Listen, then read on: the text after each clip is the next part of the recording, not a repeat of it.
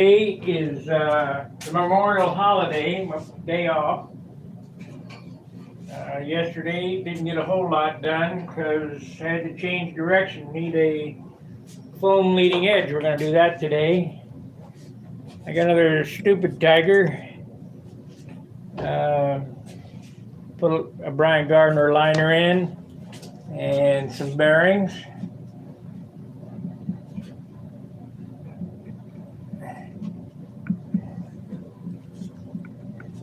So what are we going to do first? The hardest thing to do is that cord. I don't think I have a Yeah, you got the drive for templates. just the leading edge. Or you got the phenolic templates so we can cut one.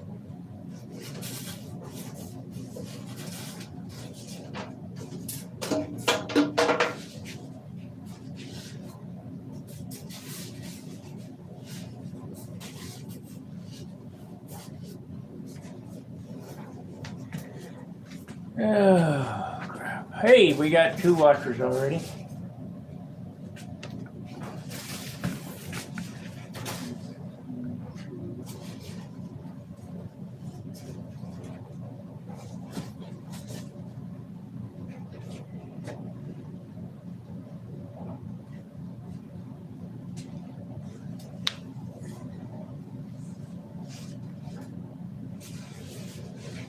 That's a tucker, isn't it? Yeah, it might have been the sucker that we cut. Not Mark, wasn't that Mark? Mark.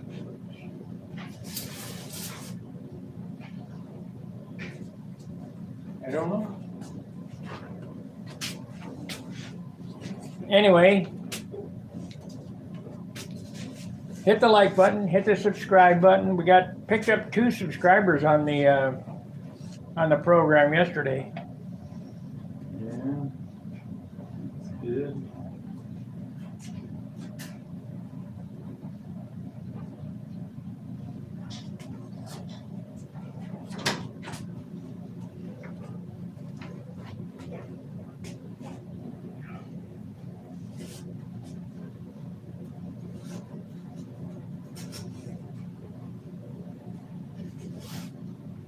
Oh no. Oh no.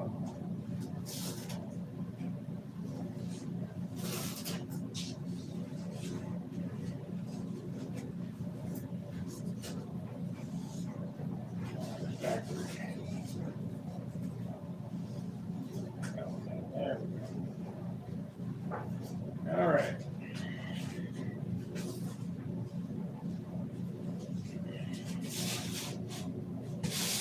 Like to blank out. We're gonna get them foam leading edges cut. 5 watchers. Is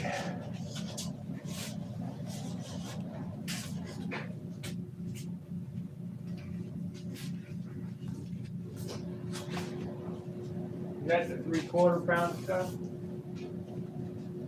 3 pound.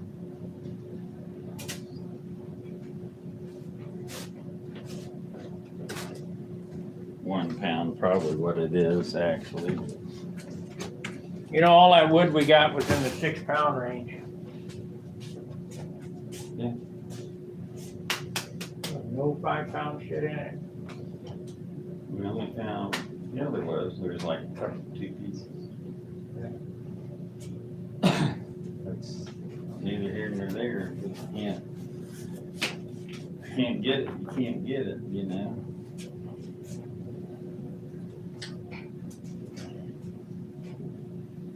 Nature of the beast.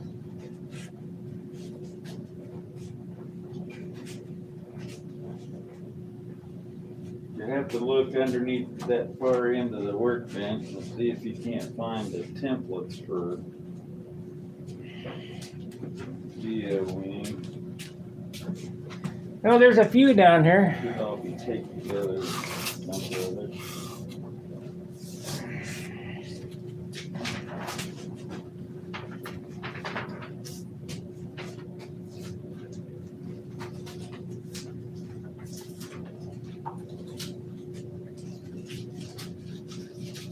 think it's these two here. I think they'd be right up in front.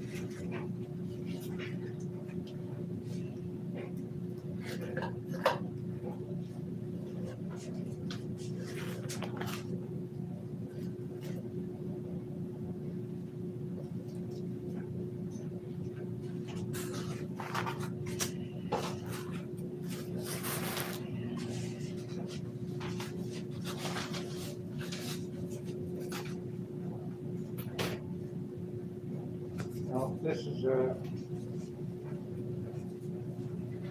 different. This has the bigger trailing edge.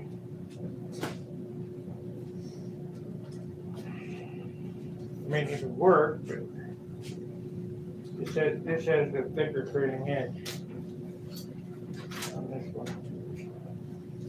That'd be the inside template.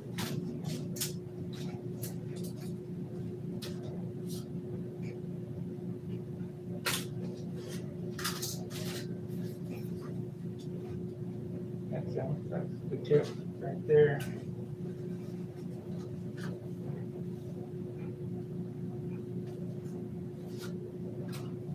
Yeah, that's the tip. And this is the root.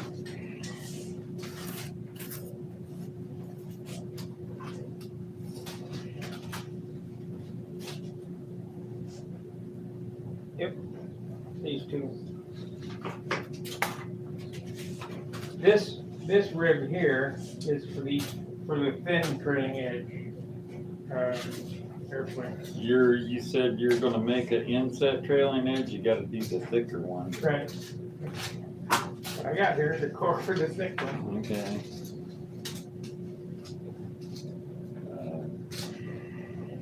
You might have to use 1 inch for your trailing edge sheeting.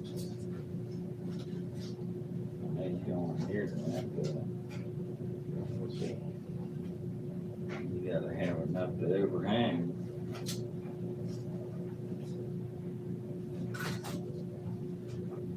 That's this one goes in there too. Box, put this stuff in.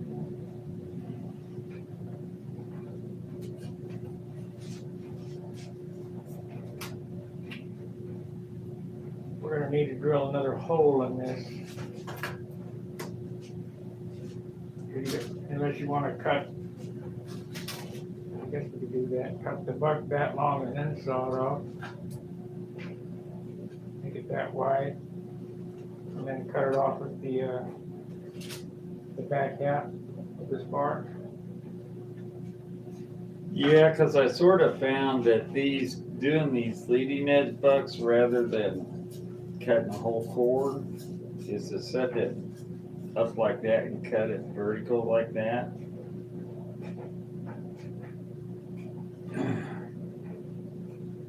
So we want a longer piece in there. So it's sitting up this high. Cut the airfoil, and then that won't work.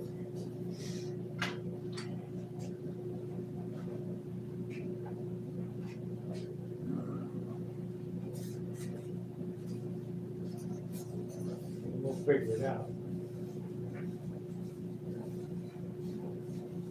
I know we did that when we cut a whole damn wing, cut it off the wing. I think that's because we were gonna make just a lost foam jig and then change our mind and decided to try that at the last minute. We already had the cord cut.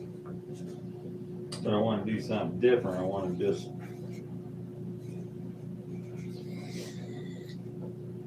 I mean, I didn't make these any bigger. I made them the right size. I cut that foam to whatever the back side of this leading edge was here. Okay, or we'll just wherever you want that cut We'll at. just have to drill more holes in this, which is not a big deal.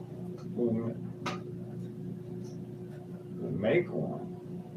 Make another template? Yeah. No, why not just cut a hole, drill a hole in it and use these? Because I'm gonna cut it like this.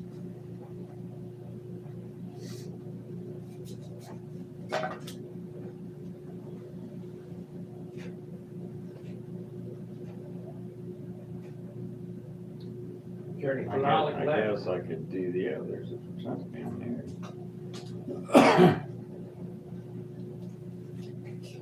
I guess I could do it like that, drill another hole in it and just use these.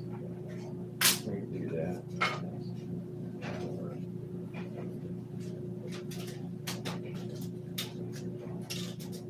That road back.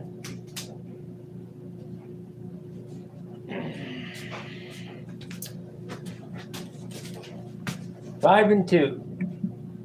Nobody said nothing yet. Wake up, guys. You watching or what? We got some more templates here. What are these?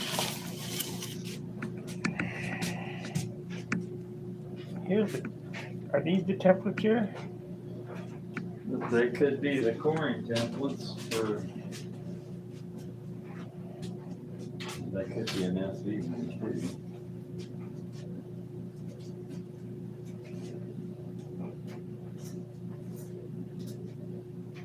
No, these are the, wait a minute. The old line up that they're. You might not know that one.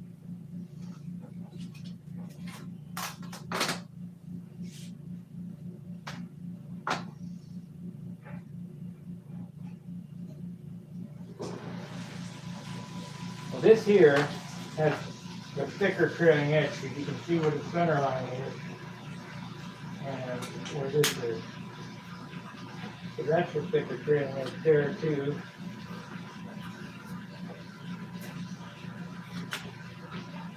Yeah.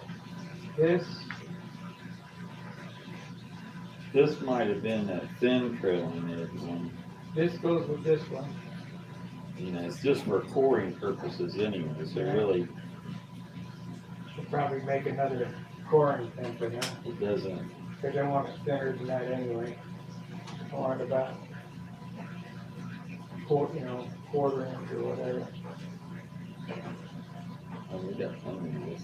We got a thick square piece or whatever.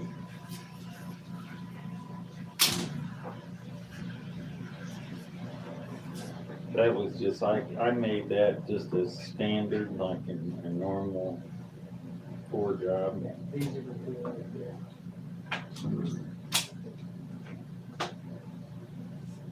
We gotta clean this whole table off. Yeah.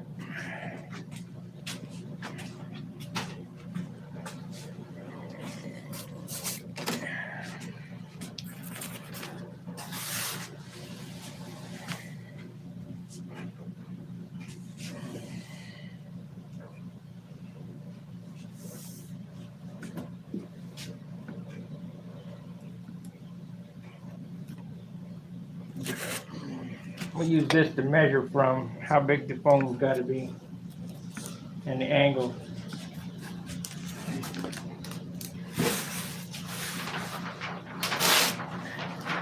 What was that paper for? Just to keep from making that, when I was doing that molding stuff, keep from getting that silicone and stuff all over the table.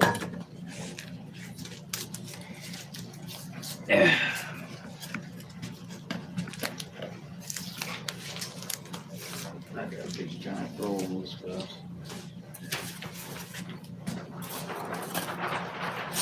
That thing fucking in right over.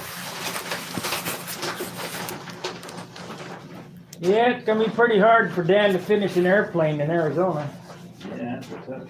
unless you got long arms.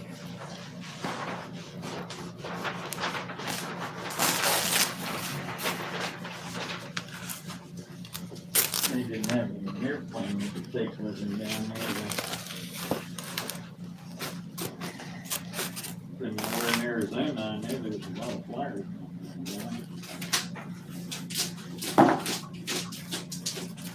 A bunch of guys moved down there now. Yeah, BSC, well, that's Tucson. I think he's in Phoenix, but I'm not.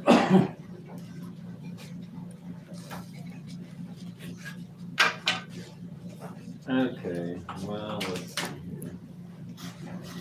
We're gonna cut this core material.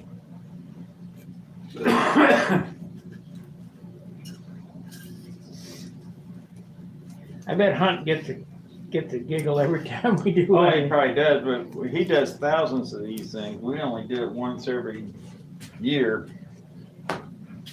Might do it twice a year. You've done hundreds of thousands of them. He's Let's got see. predetermined setup and all that.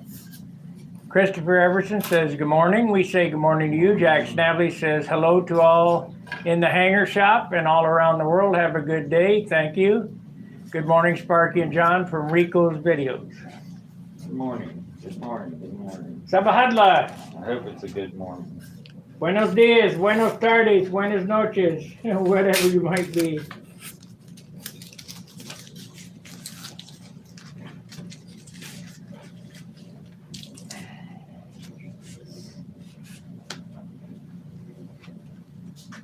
We could just as easy make some new templates. I mean, it's not a big deal. If you want to cut them from the top. Nah, it'll be all right. We just have to. Won't be any that big of a deal. But we're not gonna. When I cut these blanks off, I'm not cutting big blanks. I'm just cutting blank. Just big enough to get these out of. Yeah, you need to cut it lengthwise this long. It should go across this way, right here. Yeah. So you just Well, whack. we'll cut the same size as that. What? We'll cut it the same size as that piece of foam, that lost foam cradle. But only that big. That we'll only need it that wide. Yeah. Yeah, that's what I was saying. I might go a little bit wider than that just to get a little stability at first, and then we'll whack it off at the end.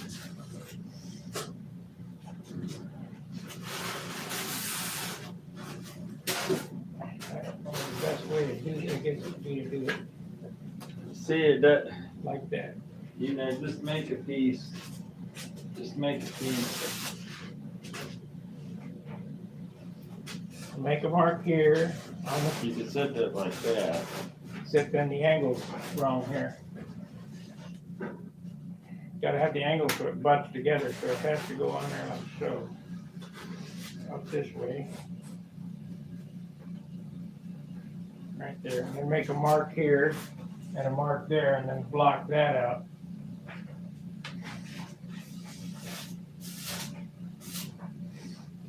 Waste a little bit.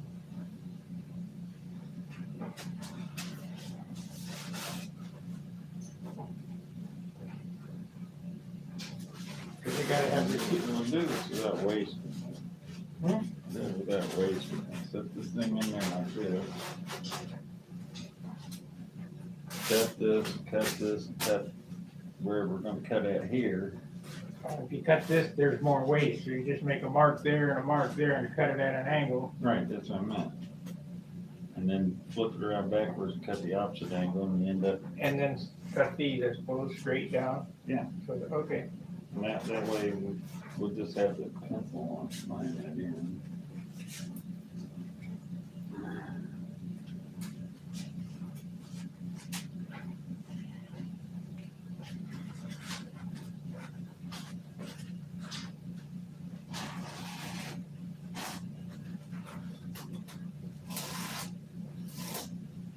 I'm back in here. Let's go, let's set a measurement. Half inch behind the spar.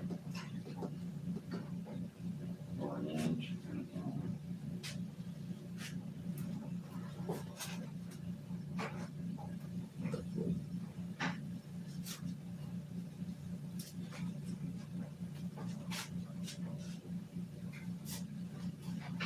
Make a mark on the spar too, because it's gotta get cut off there. We'll do that when we set up the. We got a notch for that too, and this template doesn't have a notch in it. We don't need a notch. I just need a D. That's right. So if you mark, if you wanna cut, it's gotta be cut off right there and right there, At the front of the spar. the back, that side. You want it on the back of the spar? Yep.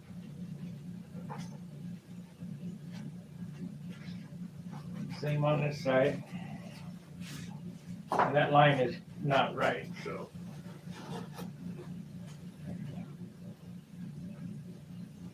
There. That's where it gets cut off at.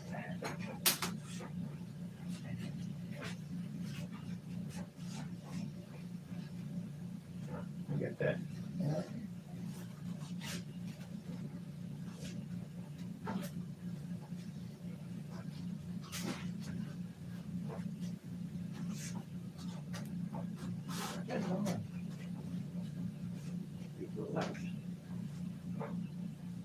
It's the dryer. There's a kind of like light buzzing going on over here.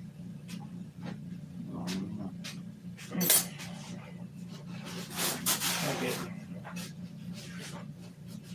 So, There's a square end blocks down there. square end block. Okay, these root tip. Yeah.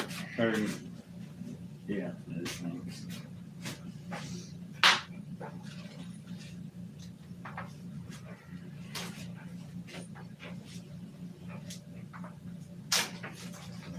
That overhangs the edge of the table. Yeah.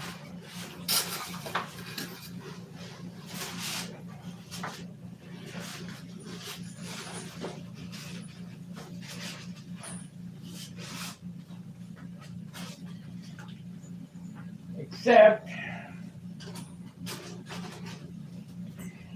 it rocks back and forth.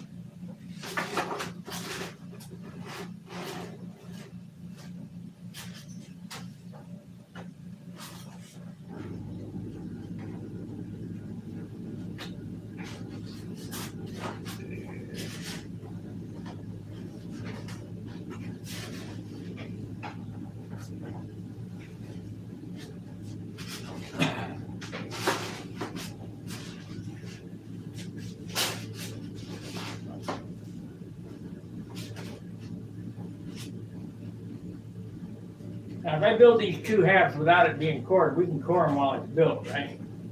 Should be able to do. And then before I glue them together.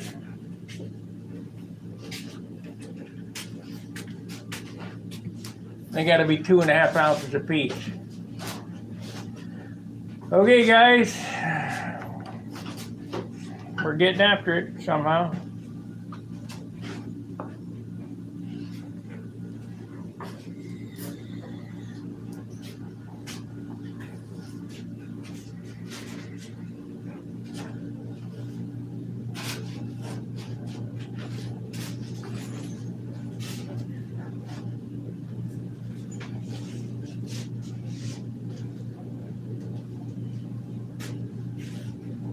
Now, I might have to move this stuff. I didn't have that thing.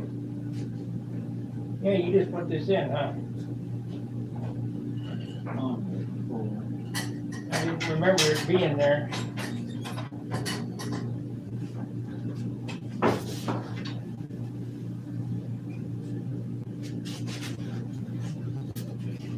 there. I have to do that.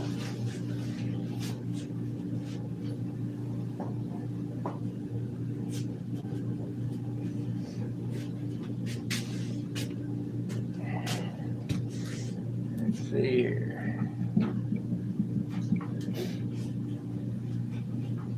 Australia.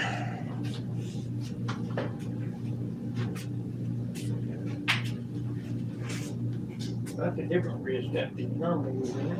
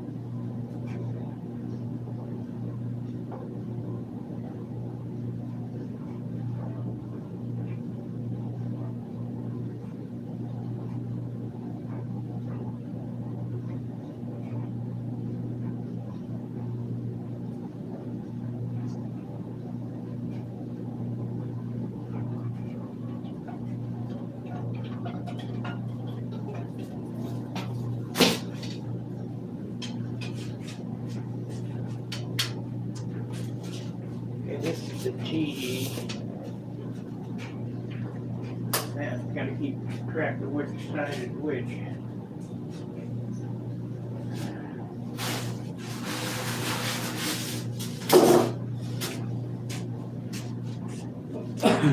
Well, I'll tell you what we want to do.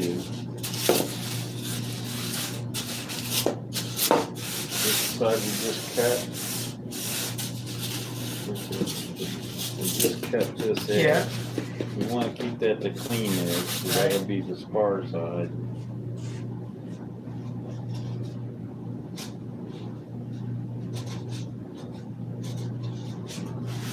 Top, right.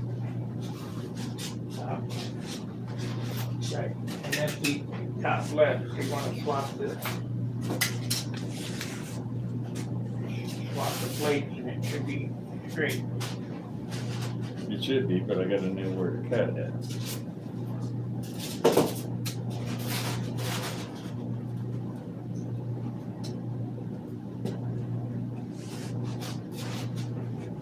And lay it down this way.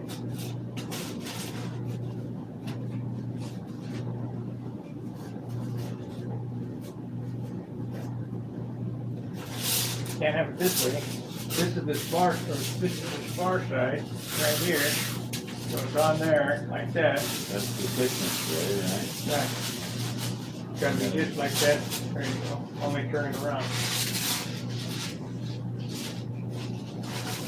That just helps square up the end of it. Right.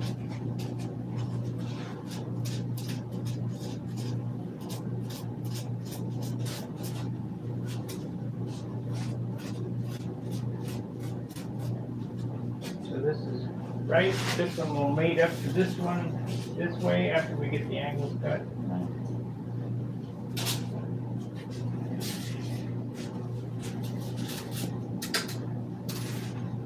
The root side goes on that side.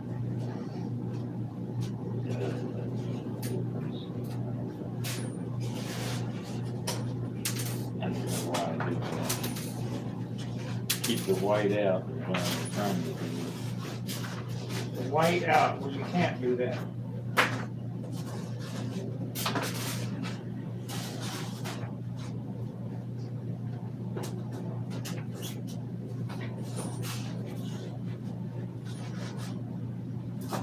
You can't do it all the time because of the big left and right panel. So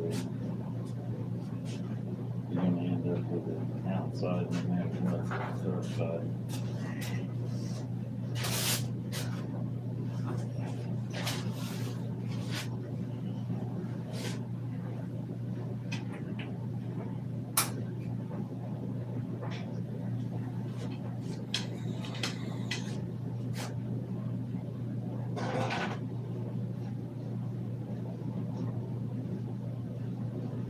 Looks like this is gonna be my last light airplane. It's still not as light as they used to be.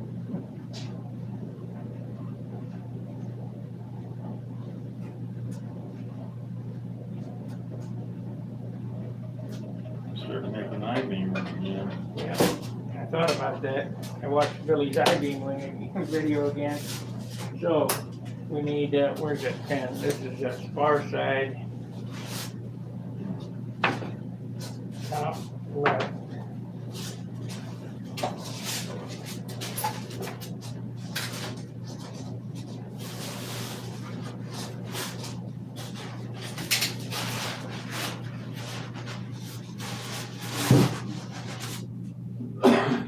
Now we gotta cut the end yet.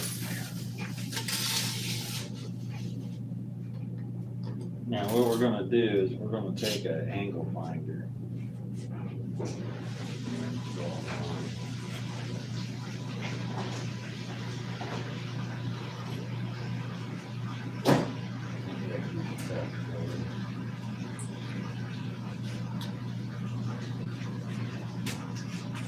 I guess you can use the outside of this.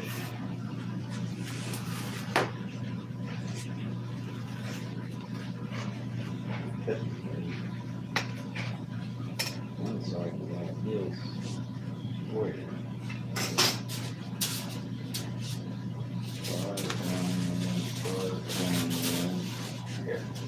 Correct, you gotta cut them lines here.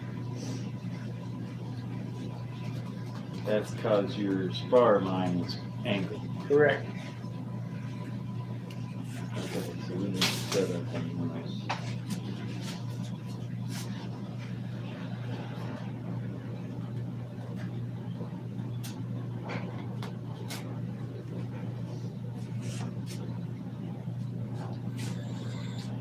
This bar does not run straight, it's just like not like a beam wing.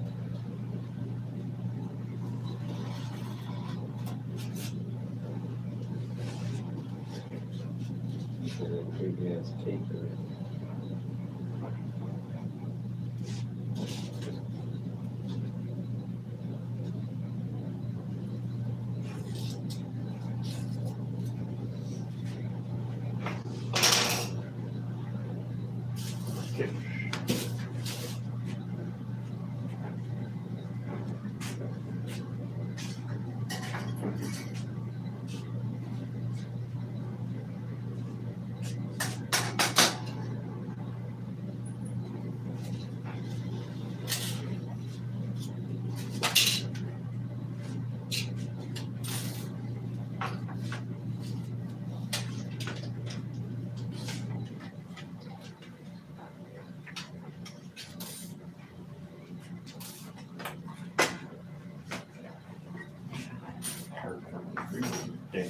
What was this mark here? Yeah, it doesn't make any difference. It's probably already in there or something else. Wait a minute. Doesn't make any difference, does it? Yeah. No. Where would it? Okay. You got that one going the wrong direction.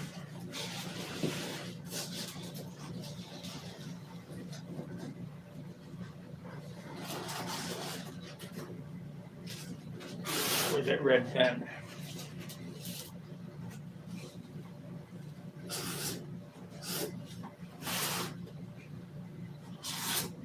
Have to match the cord. There you go.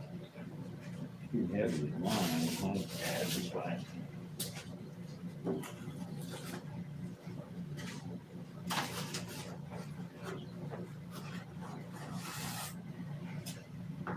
Plus and minus a quarter inch.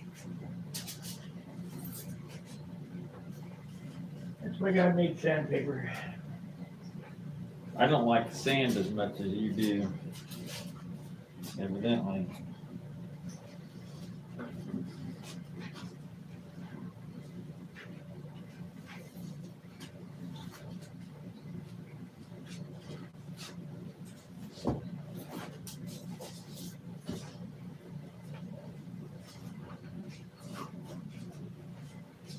And this one,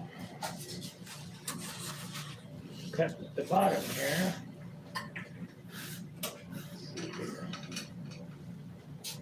Top right. Wait a minute. That's wood. Turn it upside down.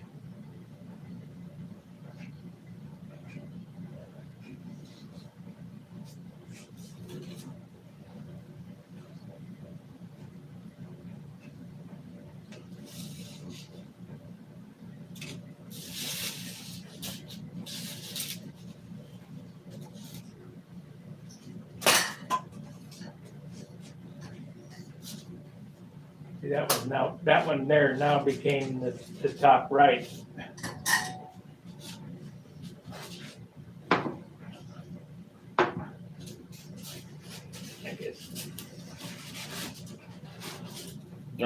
Don't mark them. You just need to make two the same and you can just flip one upside down. Wait a Can't minute. you? here.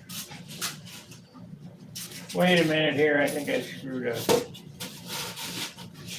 This is a cut side. It doesn't matter.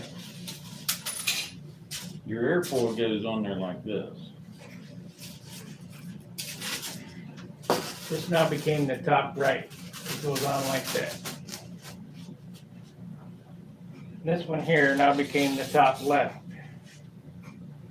It goes on there like that.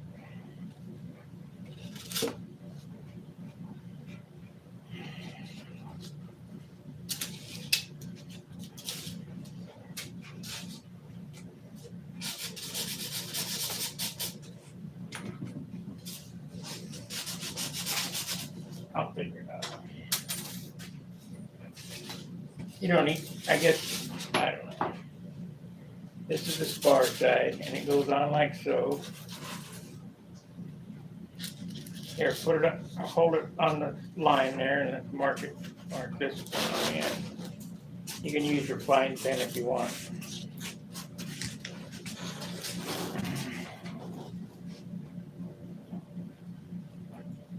Okay.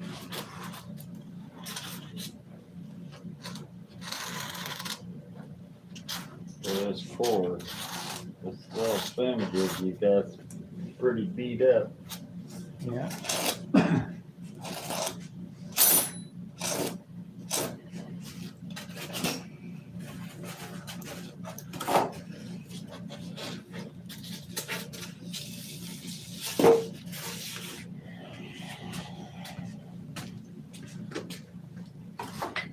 This one. This far side. Or this became this far side, I don't know. Yeah, this became this far side. That one gets cut off there, this is not the far side here.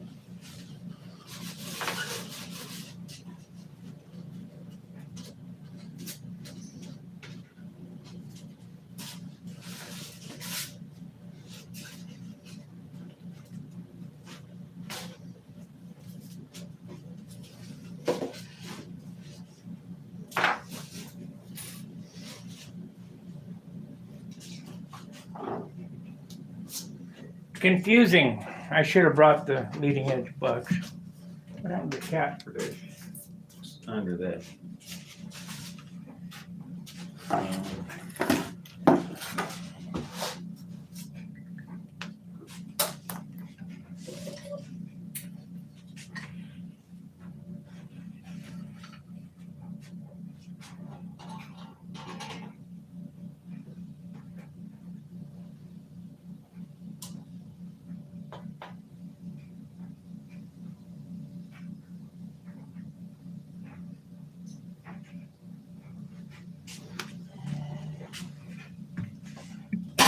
Ten. Good morning from LA. Is that LA, California or Louisiana? Nathan Crockett?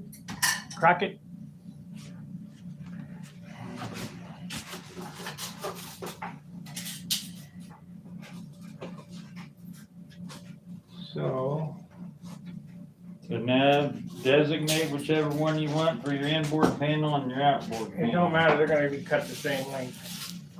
Whack it off right there. You're gonna cut them the same length. I'll adjust it when I put it in the core. Well, it changes the thickness of your wing. It'll be fine, it'll be fine.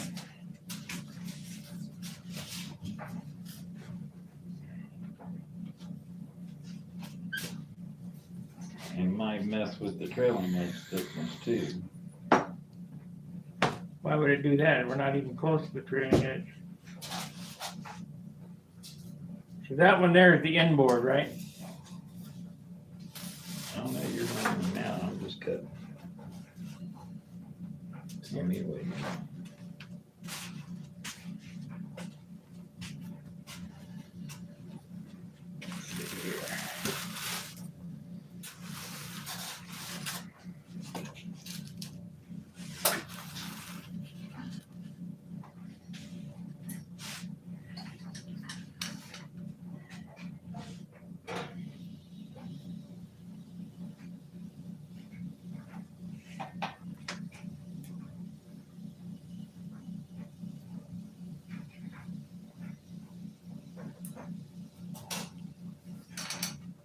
I need to think about this.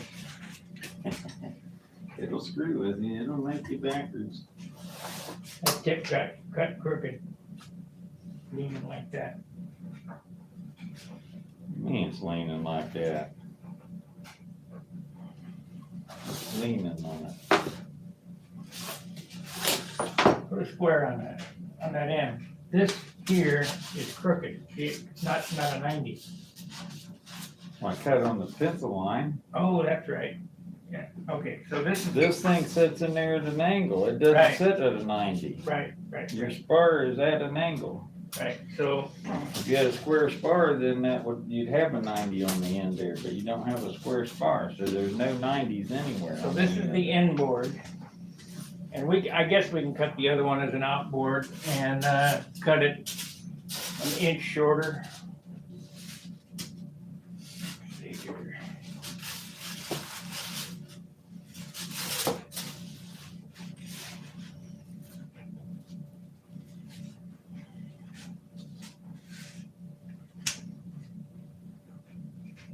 This is the outboard, inboard. I guess it'd be best to mark them like that. The outboard's gonna be shorter than the inboard. Right. And I think it was by an inch, wasn't it? It can be anywhere, really. I know, You but only brought one core in, Right. if you didn't. 5/8 to an inch is what you can be. What we got here, we got this one cut at 28 and a half, basically.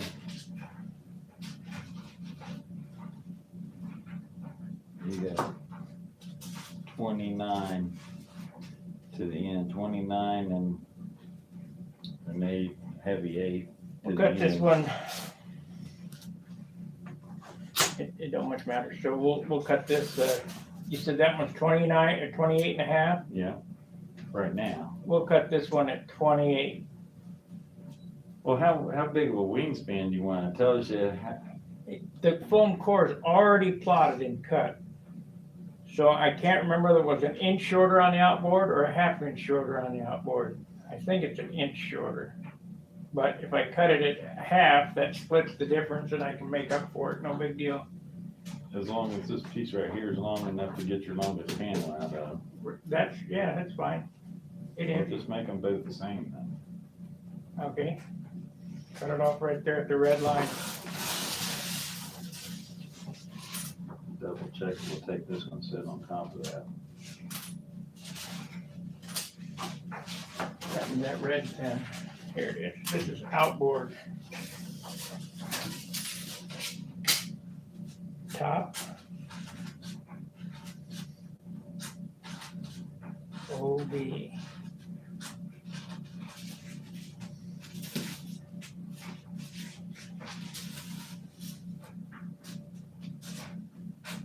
Top. ID.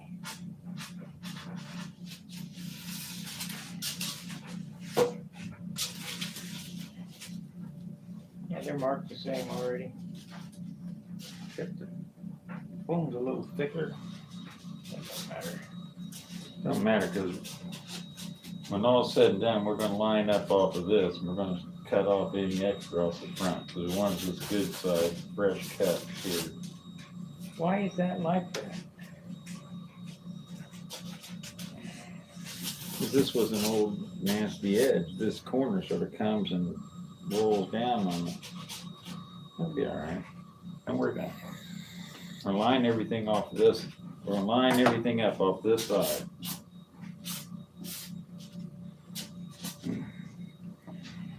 Okay, so as long as they're about the same length.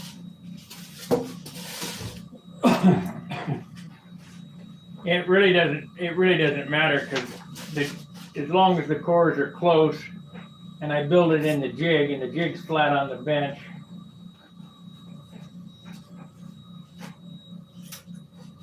And I'm gonna use 3/32 skin, so I got some standing room. You gotta make sure you put 3/32 cap strips or shims in it and all that stuff. You know, I know you know that, but just double checking.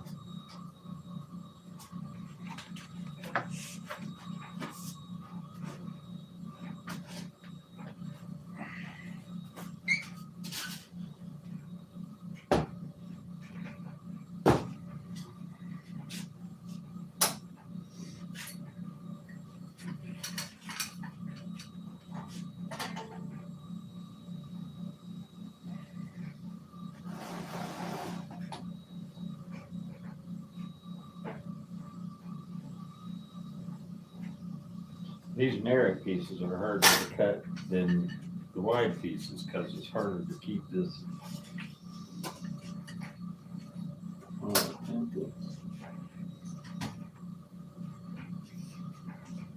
Okay. That's those two pieces.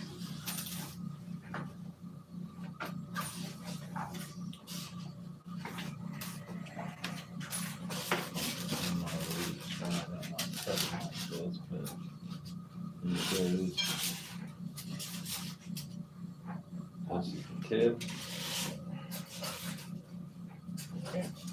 There you Tip.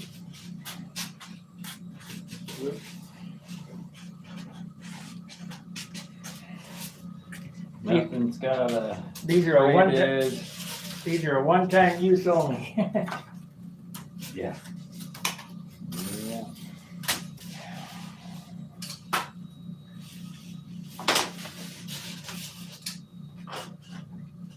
Gonna have to have another hole in it.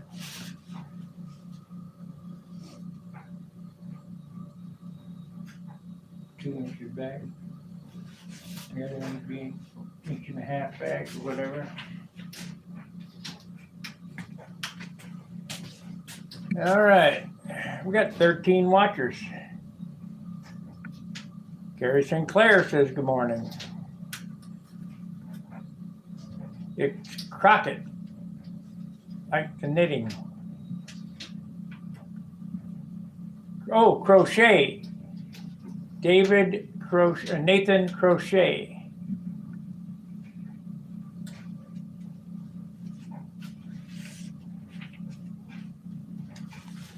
You going to the Nats, Nathan? Coming down with, I can't, what was that guy's name?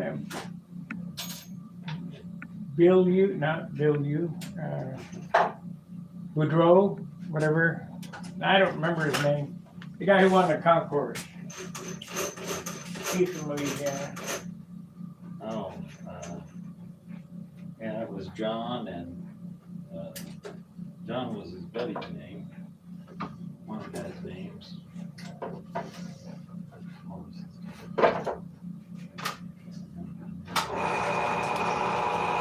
You only see these guys once a year.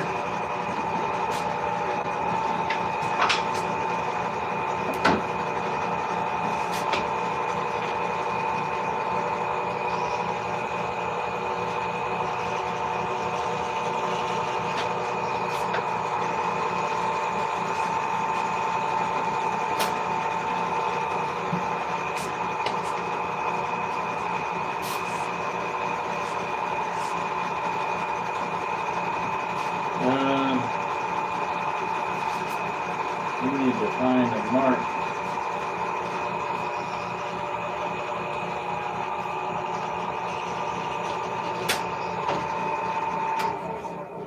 For the leading edge. So we need to put this on here. Well, isn't this phone blocked out? Well, see, it should be right on that point. Yeah. It should be. But I normally scribe a vertical line because it's easier to see a vertical line back and forth than it is to see that little point right there. You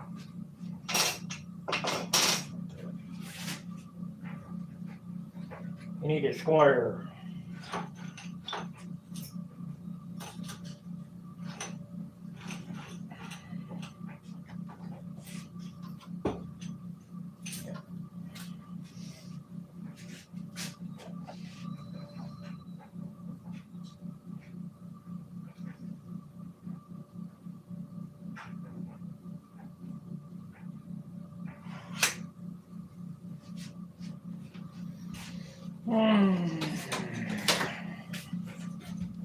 Close enough for government work.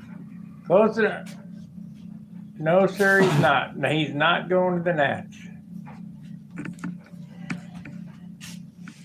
You don't have to call me sir. I'm not in the military. Not going to the Nats. Let's see something now. We cut these things. Did we cut these like back or did we cut them heavy? Exactly.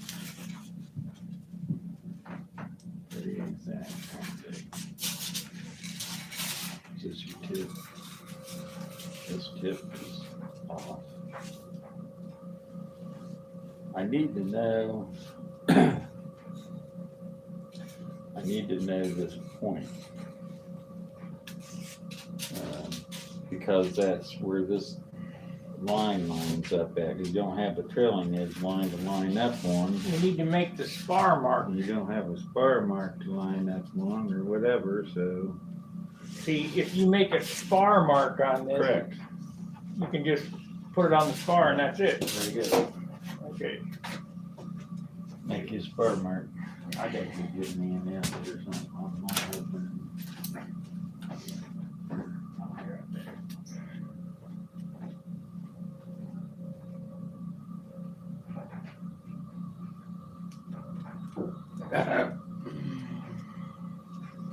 What do you do with that little scribe?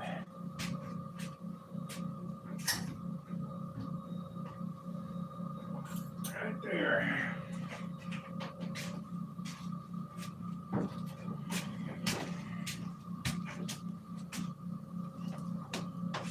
So we'll make a spar mark. This is the root. This is the center here.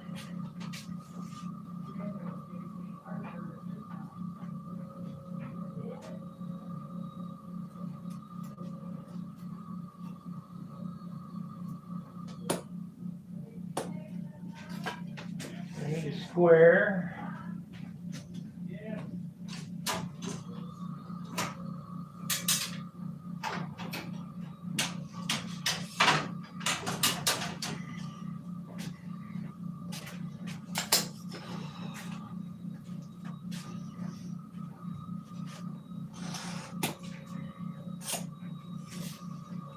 Okay, that's the root.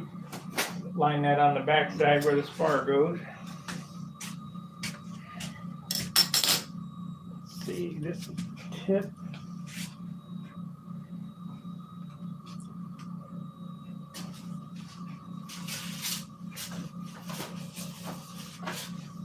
We'll be fine.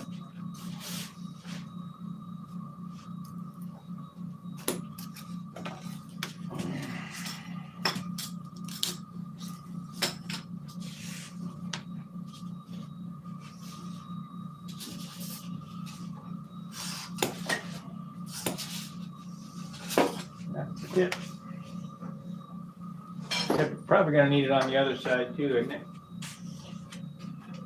We'll figure it out one way or another.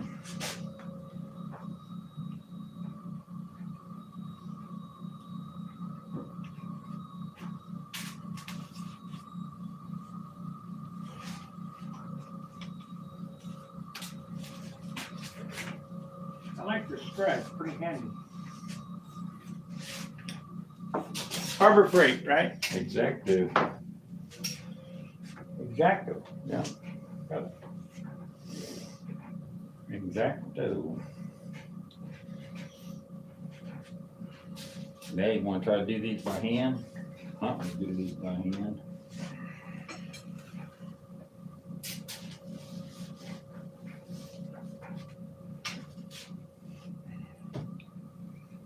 It's up to you. You can do it. I don't know if I can do it or not. To be honest with you, You're gonna come from the back, right? I'm gonna come from back forward. Yeah. Let's see what I can do. It doesn't have, I guess, it'd be nice if they were perfect, but they don't really have to be because they're gonna get covered with wood. Problem is, you're making a shuck here and you're building in a shuck there. It'll be covered with wood.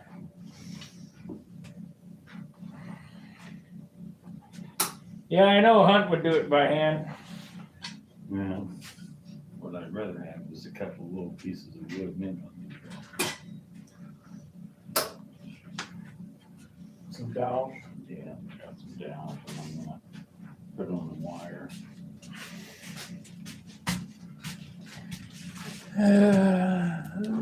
Let's see here.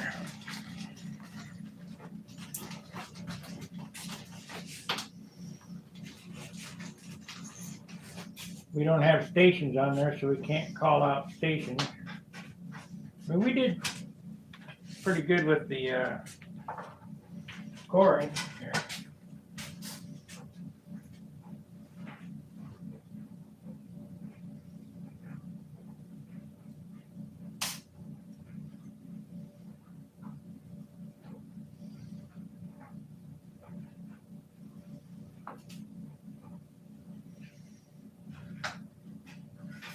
That flying wire.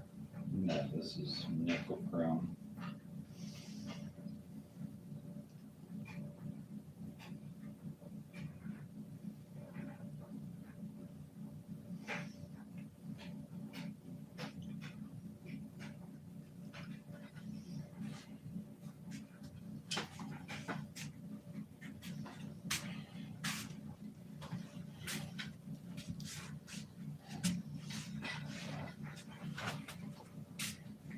See, Hunter got his boat hanging from the ceiling like this on some elastic. Yeah. I need to get all this stuff out of my way.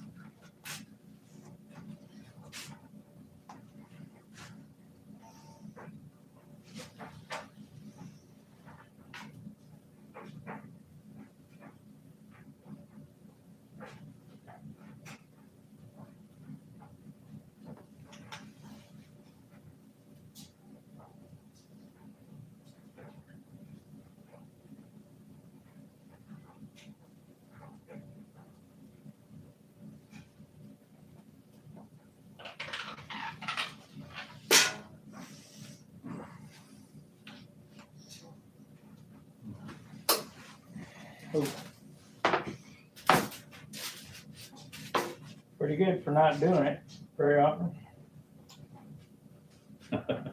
Huh? Once a year. All right, let's take these off, turn them over.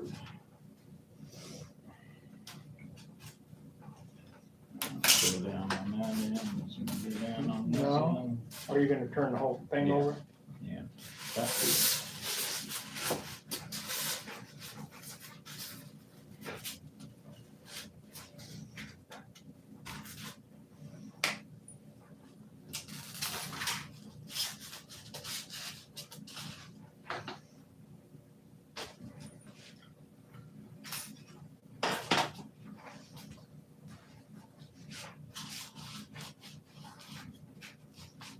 Got right back in the same holes.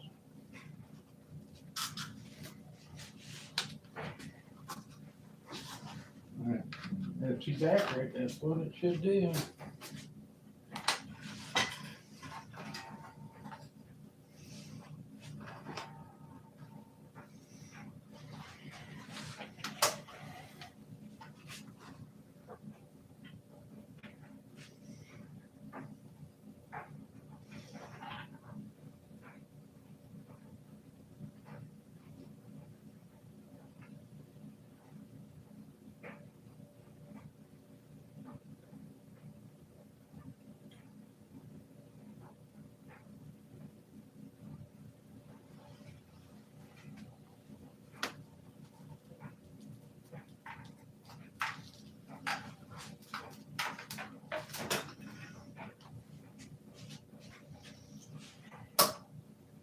That baby should fit in there absolutely perfect now, hopefully.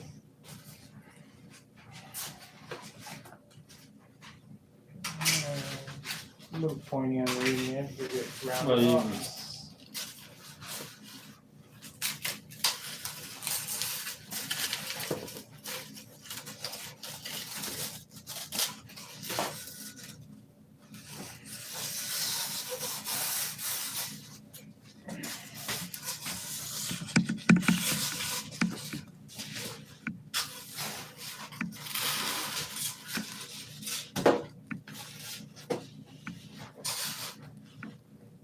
perfect.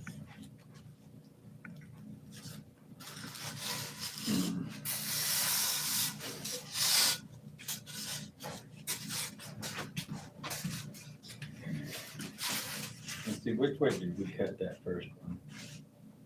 It was We on- cut with the root to the left or the root, the This tip way. to the left? Okay, I wanna cut this just the opposite. But sometimes when you do these things, you can end up with the bottom cradle a little bit thicker. Well, it don't matter. All I need is I this, know it doesn't matter, but I'm just being critical if I get in the same, all I need is this piece here. if I get in the same thing and just use one method all the time. I don't forget. If you're making a lost foam core or foam core wing, when you go trying to glue the two panels together and you cut one upside down, Well, they don't and fit the like other that. one, they won't be the same level off the table a lot of times.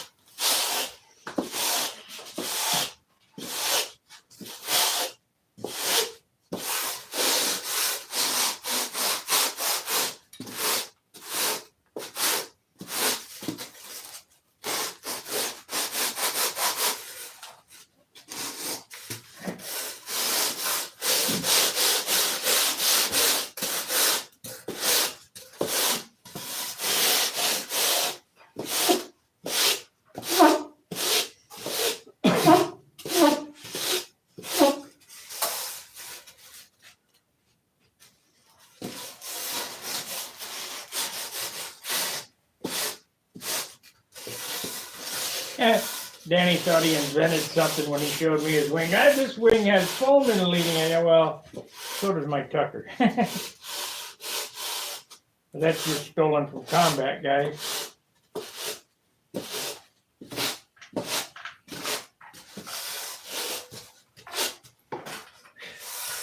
Yeah, it got done long before that.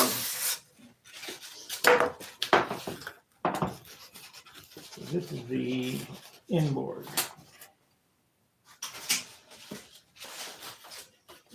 This is the outboard.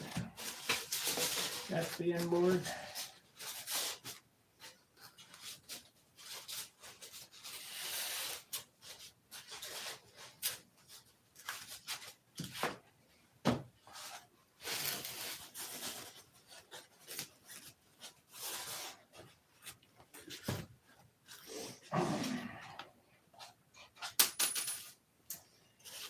So the plan is to sheet these, build the wing, a right and a left wing, bring it back here, and then we're gonna core this so it's a 1/4 inch, like so.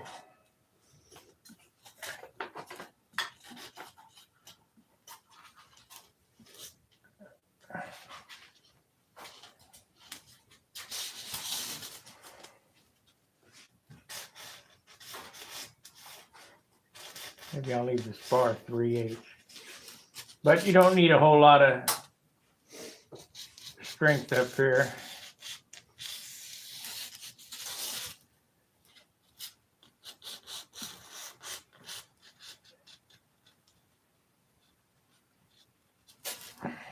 So it'll be like that, cored out.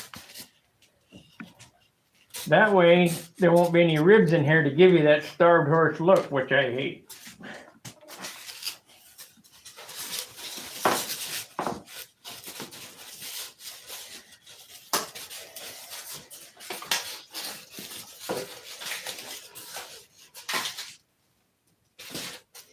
Now you need to mark a witness mark or something, just to make sure you keep your cores with the shut. Not that it makes any difference since you're I not don't gonna do need the- builders in there, but just for shits and giggles.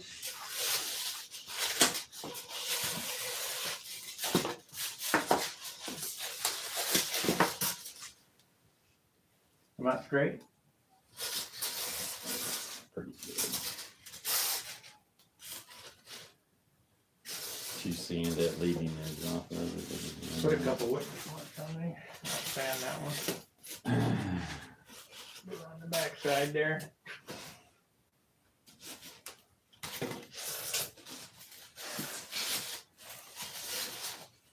Oh, that's fine. Yeah, beautiful.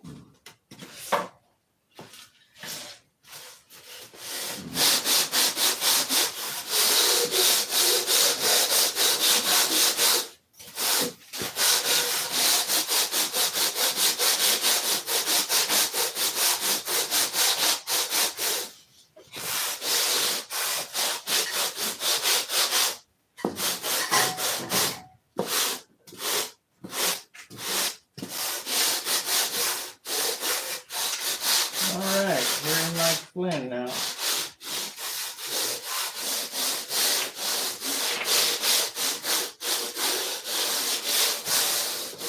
So I got a 5-ounce wing without these. Let's see what the most it's going to gain. The absolute most that it could possibly gain would be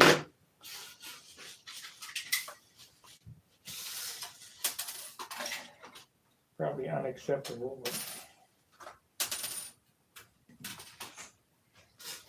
So these two pieces, 1 Probably point. a half ounce. What? Or a quarter ounce maybe. No, Overall after cord, maybe after cold, but right now, an ounce more, yep. This is an ounce right here. one piece. So that's 2 ounces extra and cut 50. We figured, if you remember right, we figured a foam core wing opposed to a build-up wing was almost 2 ounces. Right, well, But you're taking more than that out of the equation.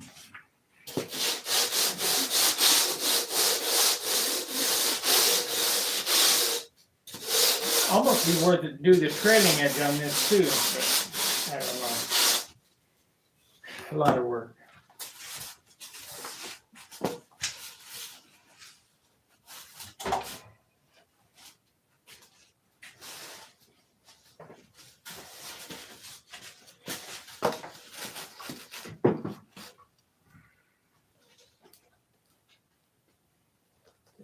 It's absolutely perfect. It just worked perfect.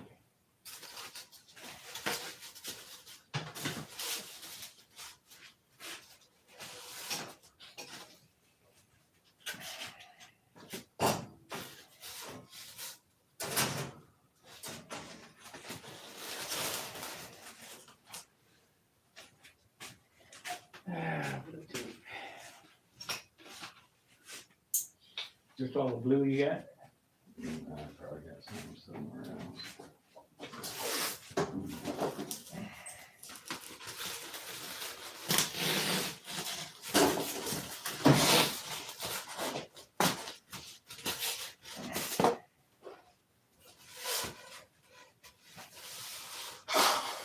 I didn't do grocery shopping. I did my grocery shopping at the gas station.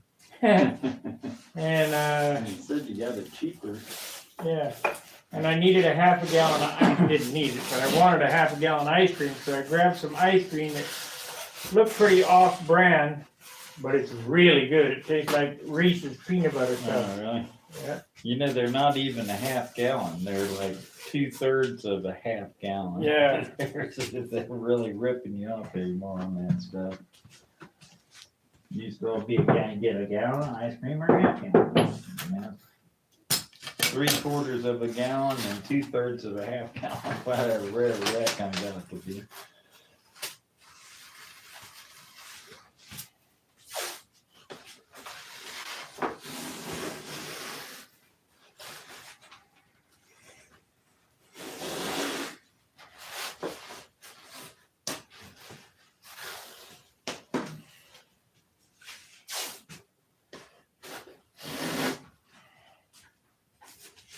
I brought my generator over here for John to look at. What happened was I've had it for 2 years or whatever, and I had gas in it, and I left gas in it, and it turned to turpentine.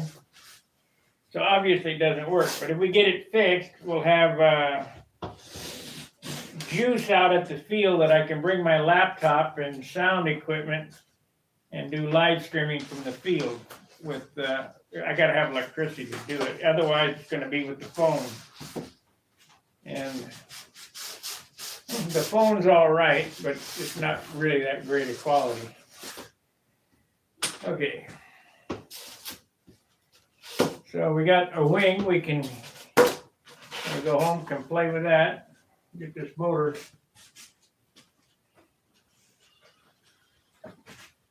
I looked at that crankshaft too. I mean, that thing's gonna have to be sandblasted or something. Rusty.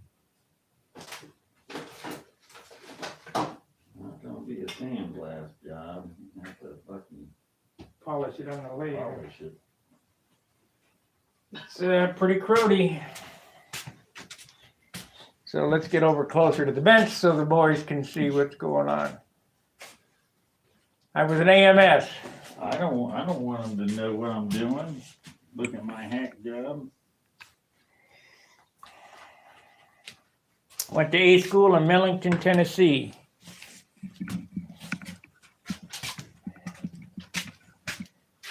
I don't really have the proper tools to do all this stuff with.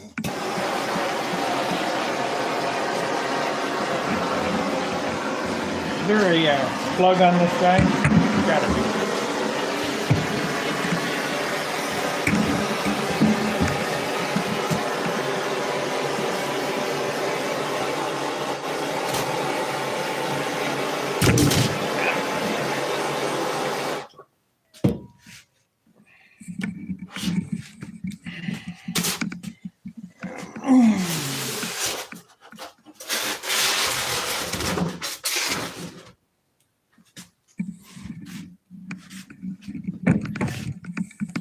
Nope, no good.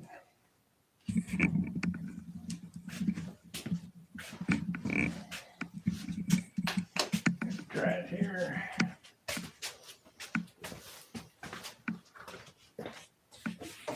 Yeah, that'll work. We'll whip it over here.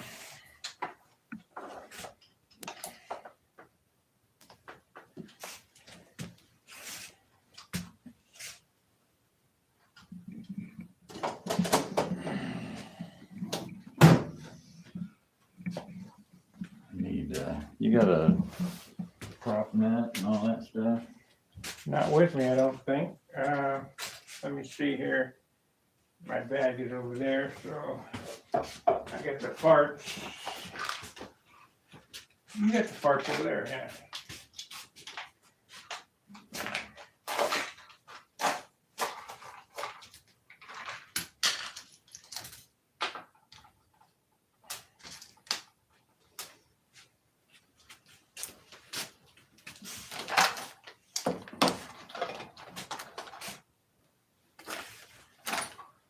Don't touch that. Won't take me long to inspect No, it. you'll drop it in a heartbeat.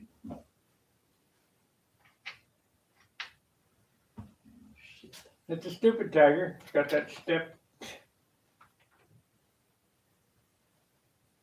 cranking shaft.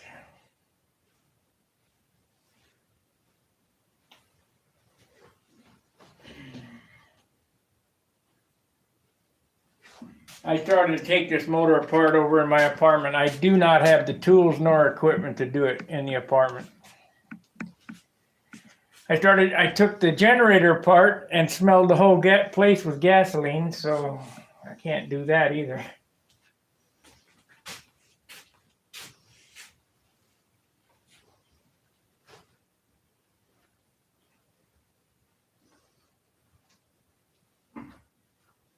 You didn't have to go all the way, it's just a step.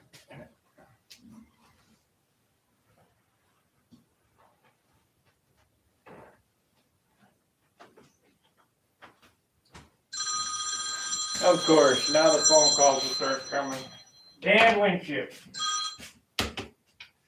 Dan Winship, how can you sand from Arizona? Oh, it's gone. Hey, What? I've got a generator you guys could borrow. I got a little generator. I mean, It's Briggs and Stratton with a Generac on it, and I've also got a whole bunch of extension cords, big heavy gauge stuff, probably over 100 feet of stuff that could get you away from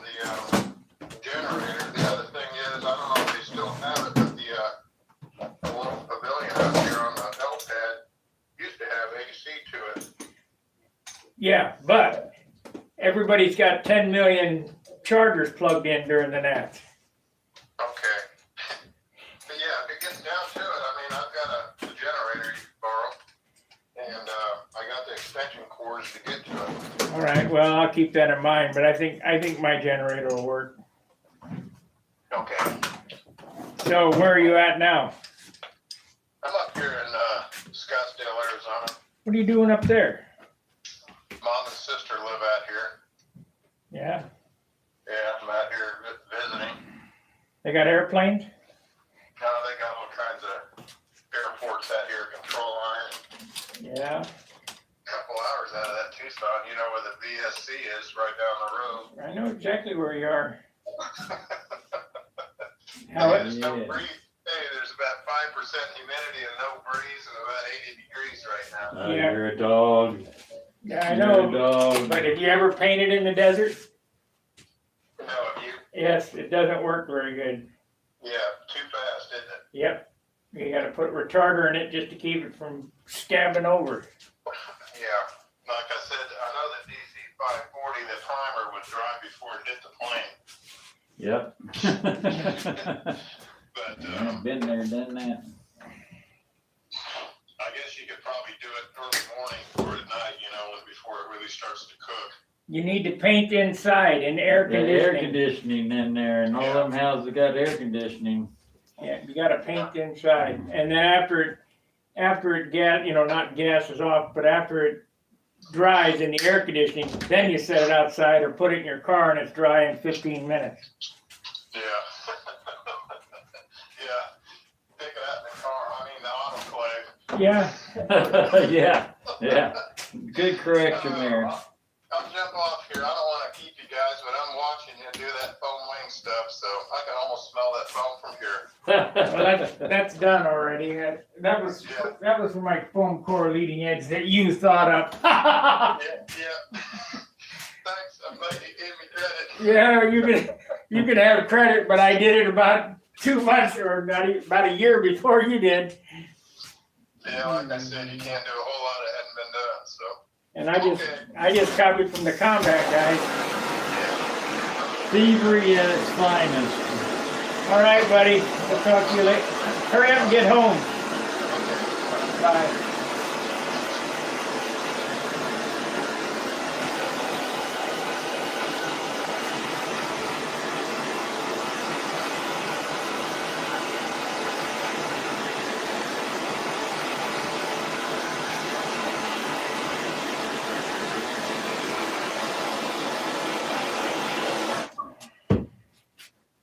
Get this done down here.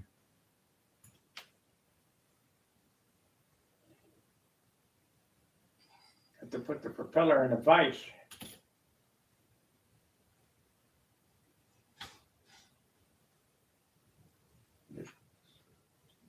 Eight it off of it. Need more of it sticking in the hole in there.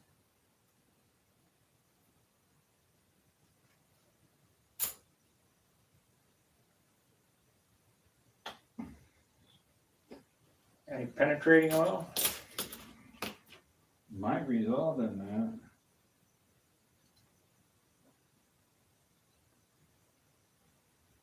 That motor's probably 50 years old. Yeah, it's been sitting for 50. Yeah.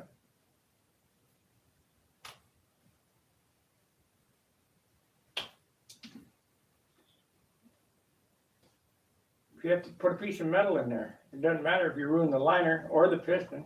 Well, I know, but I still don't like to do that.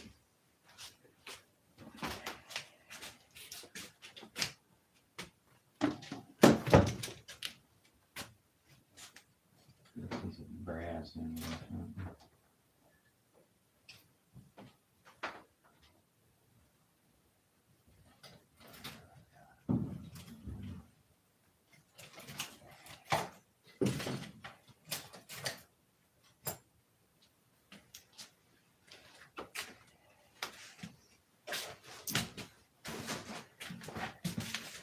That was old Dan Winship. He's in Scottsdale, Arizona. No A school for you, huh? You were a machinist. aviation machinist or just a machinist? AM or just a machinist?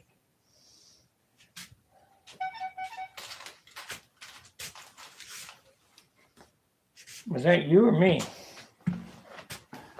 That must have been you. I never heard that noise out of my phone.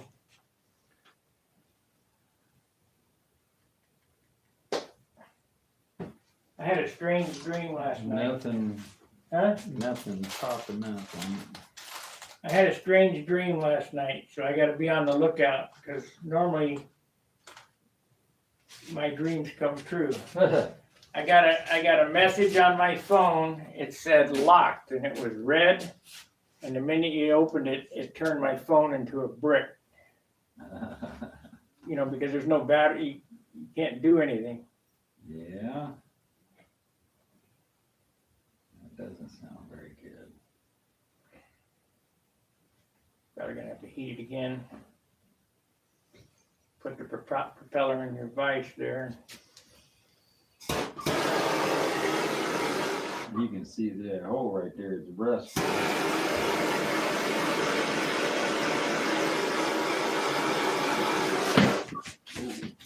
I won't be inspecting it. I can smell it. Don't grab it. Or is that your glove? My glove and it.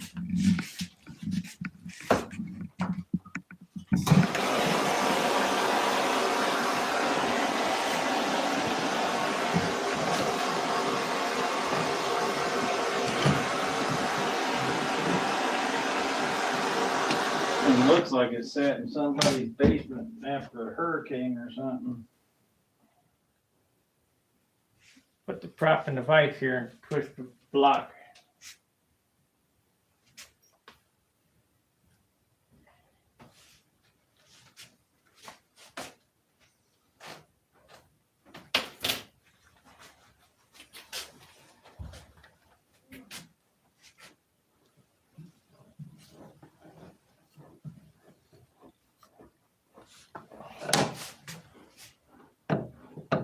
There, come up.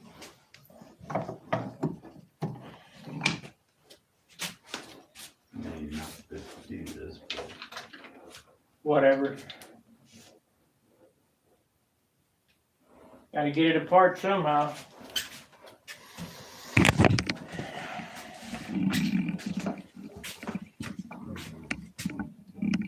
And there's no way I could have done this in the apartment. But this is my new engine for my new airplane, which is going to be another Viper, the RS-22, designated for my initials and the year that it will fly. RS-22. I really like the feel of how an airplane flies with a Super Tiger 60 set back 3/4 of an inch and the short moment arms. That it really makes a difference.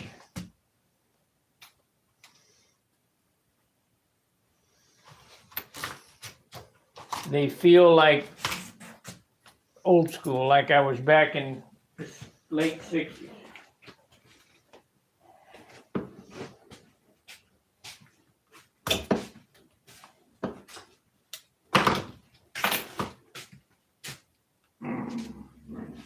Put that in the vise and Yeah, I watch know. the cord.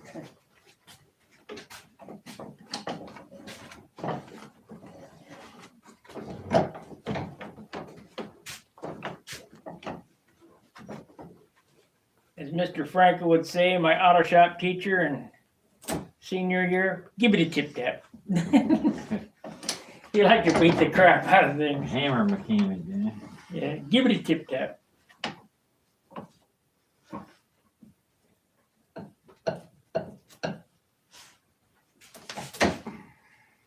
Wow. Vice grips.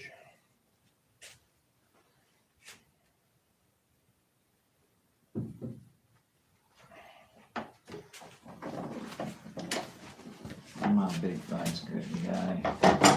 Well, like I say, you gotta do what you gotta do to get it out.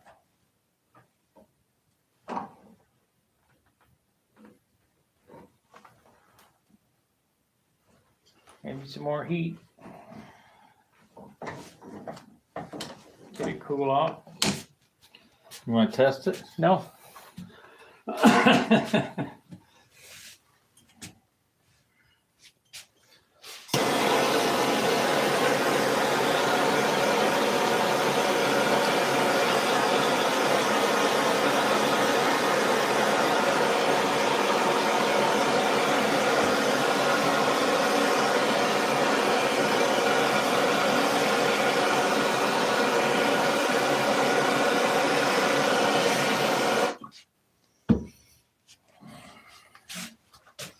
you do like Jamie does and take a wire wheel to it.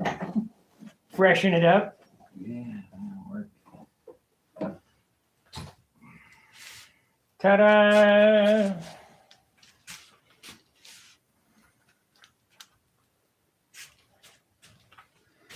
Now we gotta get that pin out of there. Good luck with that. That's where you always have problems.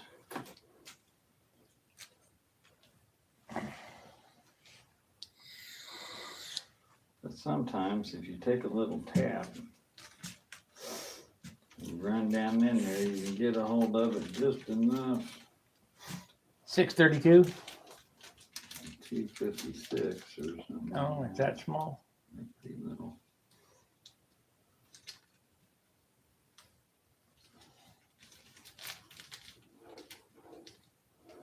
And then another cap, that one broke.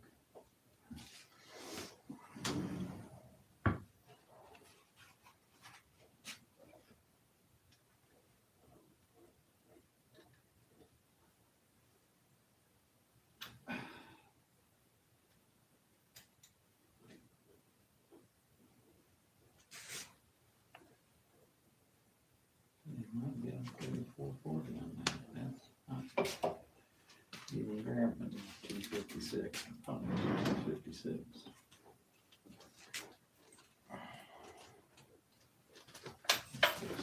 Two. Just a machinist.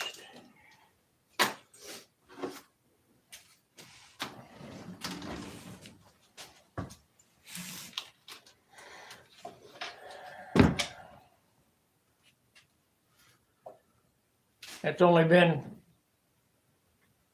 how many years ago? Let me calculate that. Gotta be over 45.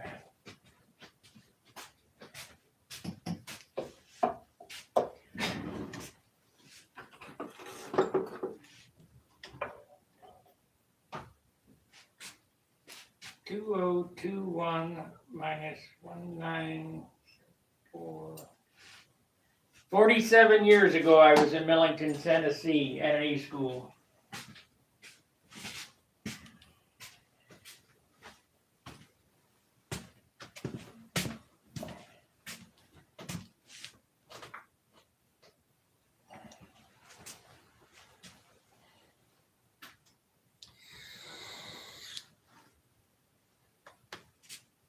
We used to fly airplanes between the hobby shop and the church.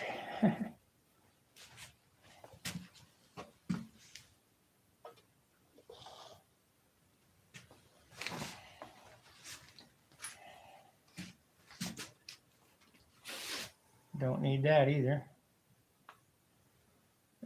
Unless the rod don't fit.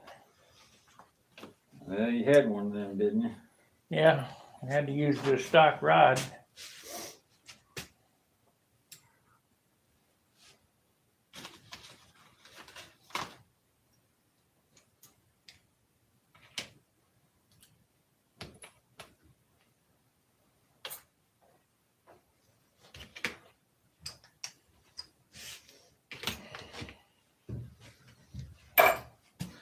That tap's worked for me many times for those things, and they get stuck in there every time. That's the worst part of taking one apart is getting that piston rod pin out.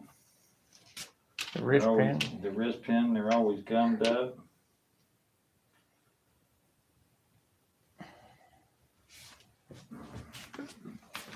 You got an arbor press.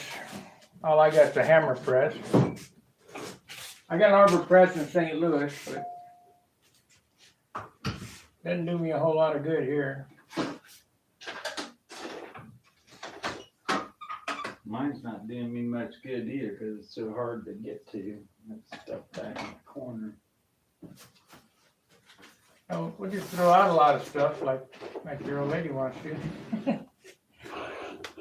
Yeah, she does.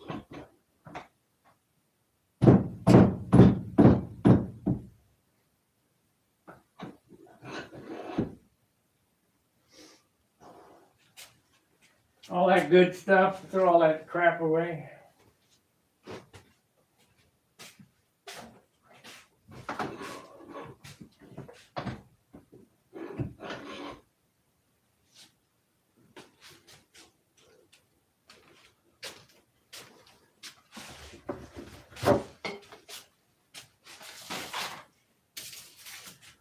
See, Android. Ha ha ha ha. Yeah, open some of that up so we can get that smell, Revive the old days. the hobby shop smell. Wow, man, look at the gunk on that thing. Did you get ahead with that? No, you don't use a stock yet. All you get is a piston liner.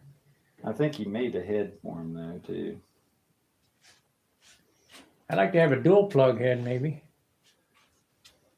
Let's see here. Chunk of wood.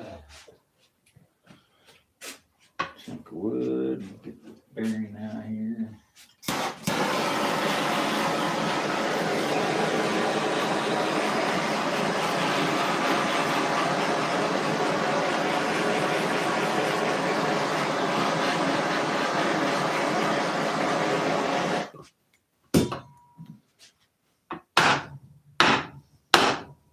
Right. You come out. Yeah, of course.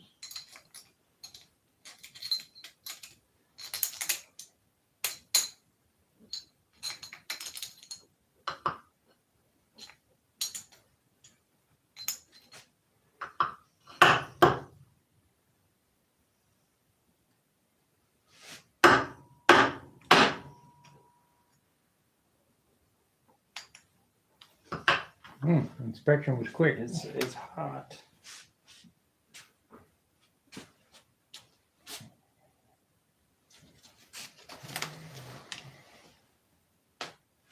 See, these just barely fit in the case there, and if you get them a little out of line, they won't come out there. And there's all sorts of corrosion and stuff on that thing. There it came out. It's hot. Maybe I better not put that on there.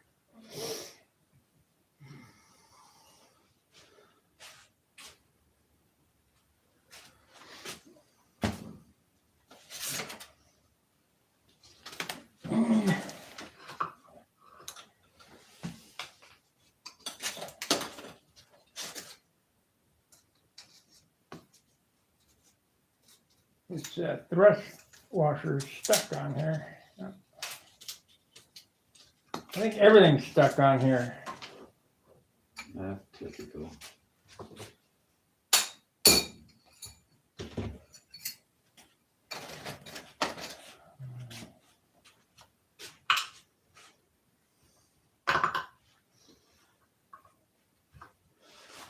One guy was complaining about this was tightening back down and rubbing. Yeah. I've seen there's a kind of backplate here that'll split, it'll break because it's hollowed out here more. And sometimes they'll split and that'll allow it to go back on that angle bearing. Well, the cone is The in there. taper. The cone is in that. Cope is still in it. Okay. This is the thrust washer that allows end play for the crankshaft. Yeah, well, these things will, some of these drive washers are thin up in here and they'll split and they'll allow that cone to sort of go up in there too far. Sometimes that'll be a problem, or they've left this Yeah, they've left this thrust washer out. thrust washer out and it tightens down too far. On a Harley, they have Timken bearings, and this thrust washer, I always add 100 thousandths more to give 100,000 more end play than stock. Not supposed to, but my motors don't burn oil Yeah. that way. So if I had extra shims, I would put a thicker shim on this. But I'm not George Aldrich. Yeah, I don't have a bucket full of parts here. A little screwdriver to the right over there.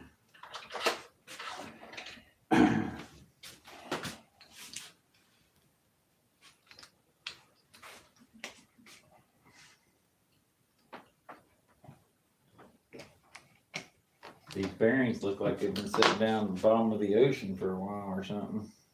Yeah. I wonder if this crank needs sandblasted. Look at all that crap in there. I don't have anything fine enough to sandblast that.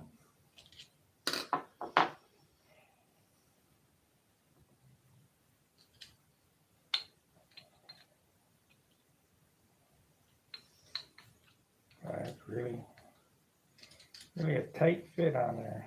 It's all that fucking gum and There it stuff is. on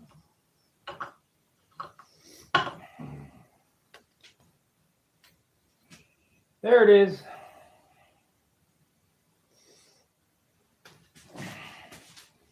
Take a look at them. How'd you like to have them in the engine? Sounds like it's got gravel in it. You know, most guys would have got that motor and just ran it. And that one's the same way. Nasty. Nasty. Here's what happens with these trash cans.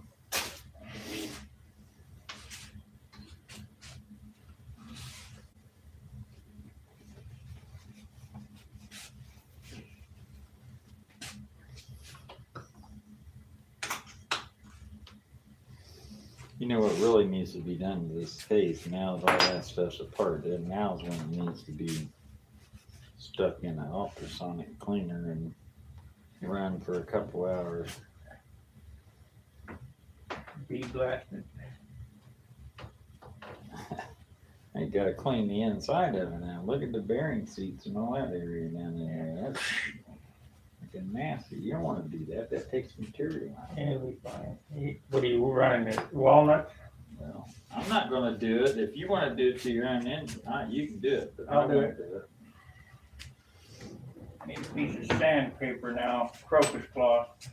In the drawer, This one? one of them.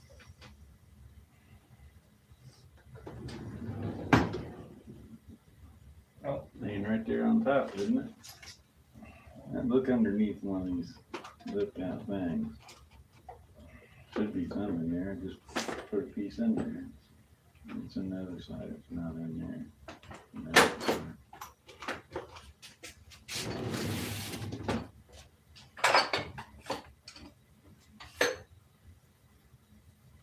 Yeah, there's a piece in there. Pretty fine. Oh, it's all fine. You don't want 80 grit paper.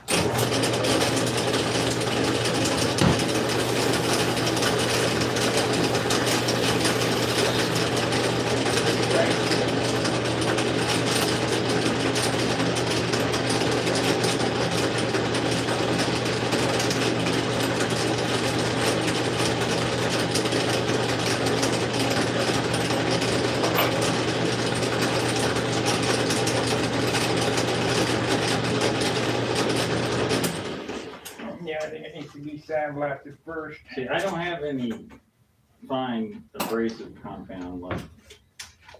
Well, whatever you got is fine. No big deal. Yeah, I did.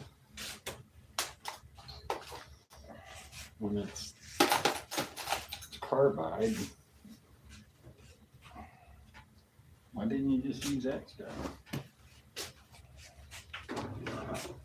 Good.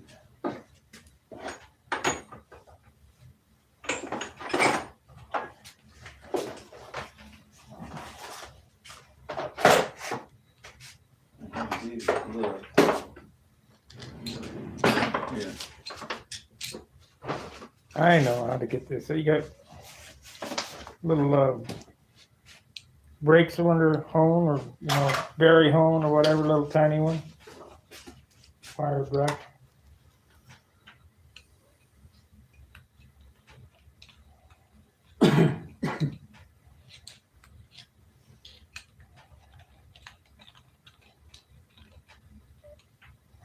Once it gets running, it'll just blow it out the exhaust. Oh, yeah, yeah. Let's take that brand new ABC piston and liner and give it a little shot of, what do they used to call that stuff? Braxo. Put in your engine. Braxo. Seat the ring. Braxo, it was, you buy it in little packages.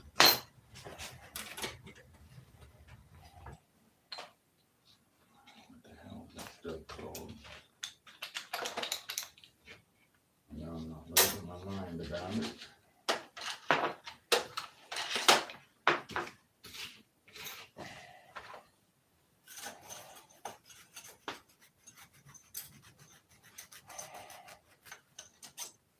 Mix that stuff with a little bit of fuel and drip it down in the intake while it's running. Yeah, do that with borax And or it Braxo. would clean all that crud out of them. You also make them too loose if you use too much of it. What the heck was the name of that stuff? Man, I'm getting bad. My memory's gone.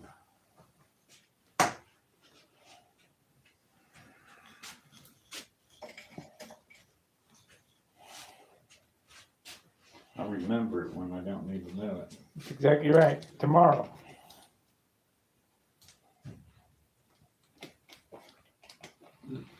Lustrox. You used to be able to buy a little package of Lustrox and you mix it with fuel and drop it in the Venturi. Eric Williams, an old buddy of mine, that's buzzard, long time buzzard, used to do his foxes. So they gum up, all that caster gums them up. So a couple drops of Lustrox in there, it'd be as good as new. And he had motors that ran forever.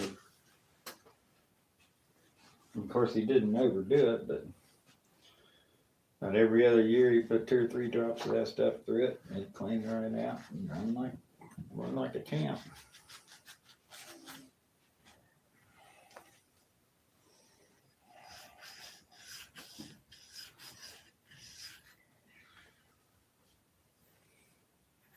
Yeah, we'll sandblast this. You sandblasted my other piece. You got a crock pot? No. I sandblasted the outside of it. I didn't do the inside of it. Don't want to do that to the bearing seats and stuff. That carbide will embed itself into that aluminum and not a good thing. You need walnut shells or something like that. Well, I'm willing to chance it. Is it sand or what do you got in it? No, it's not sand, it's carbide. Told you what it was. I'm willing to chance it. It'll be fine. Do it with motorcycle all the time.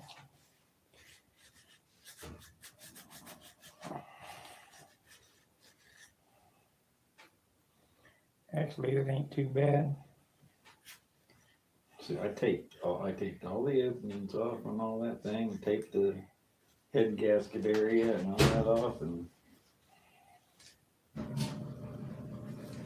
Where's that liner? Let's see if the liner will slide Eh. down. probably not. I think I had a hard time with the last one. Yeah, we had to sand it out.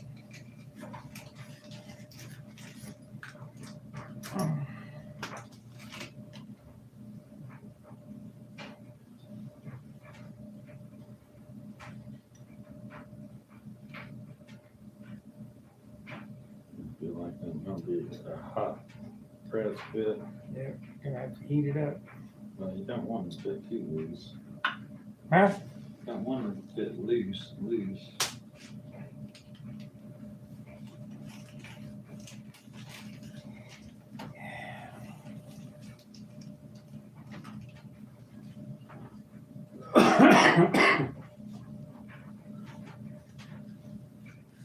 That's a pretty piece, isn't it?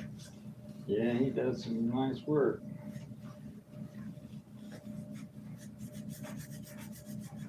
I don't think he's doing it. I think he's just the middleman. He's a machinist. He worked a machinist for years. You sure? I'm pretty sure.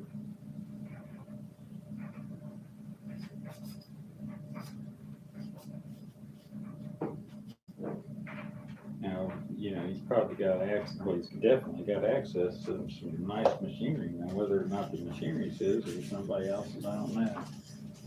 Might be his. In a wheelchair. Oh, yeah, his motorcycle accident or something, didn't he? Not sure. They'll do that to you, those motorcycles. Oh, yeah, they will. I've got scars all over me to prove it.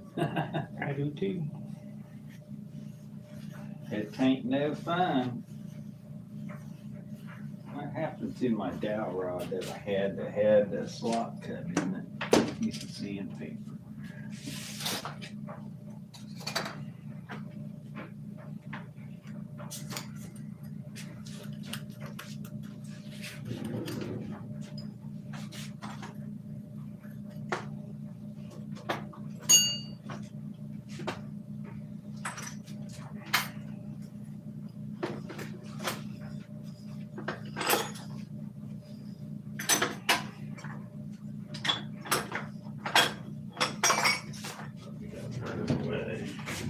Where's the new back bearing? There's the front.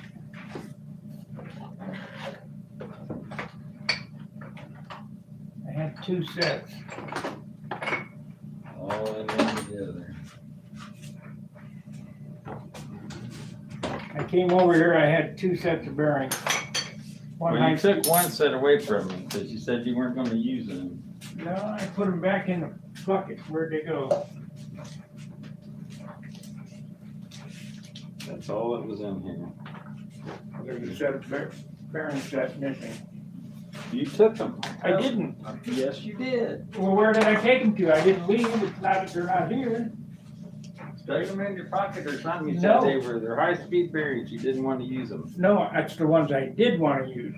All I did was put everything into here that was sitting on the table. What's underneath that?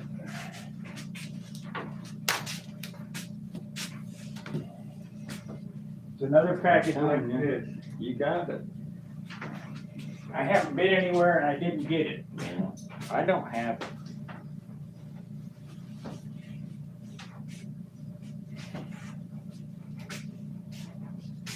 He said, I got a set of bearings, one set. Check your pocket.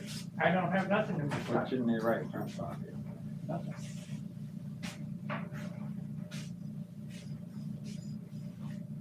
You must have picked them up. No, I've got an extra set of bearings myself. I know you told me that I had 2 sets when I came here, 2 different numbers, and I had it in here, and now I got 1 set. I'm telling you, you took them.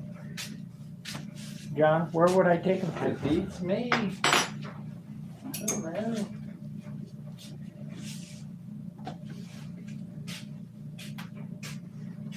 Anything in there? No.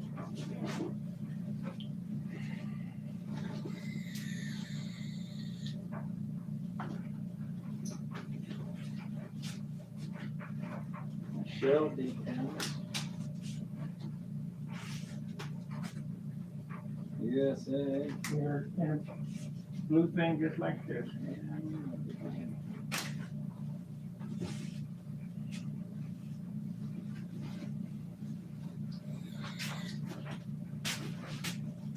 There they are right here. Told you I didn't take them. Anyway, so which ones are we gonna use? These or these?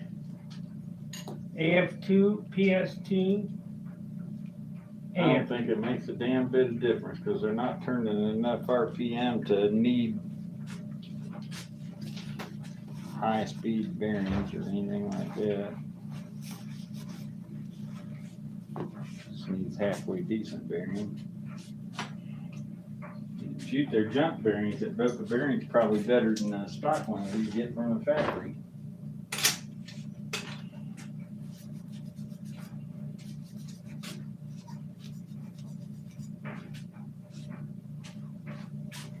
You think this is clean enough to go back together?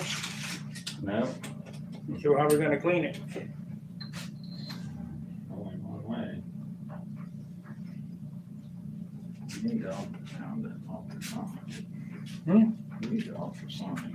I did ultrasonic it for about an hour.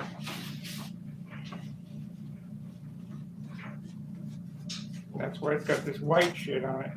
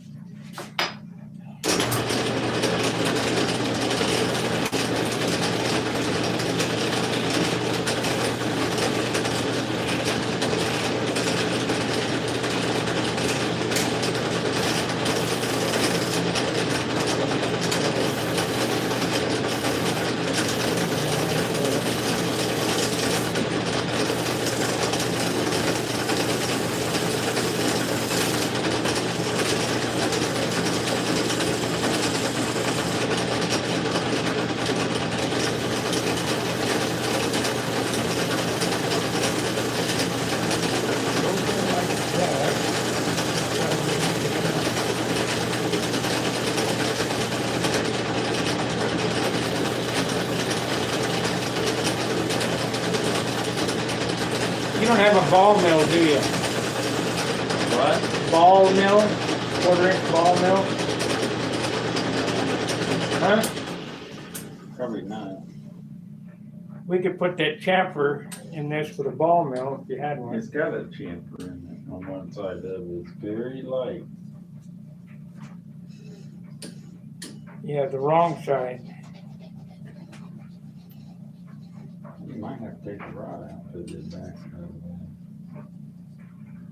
Where's the stock rod? Right here. That's the same.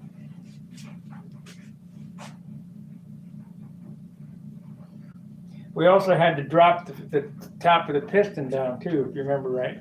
Had to grind it off because it hit the head, this baffle. And he said that he leaves them tall so you can custom fit them.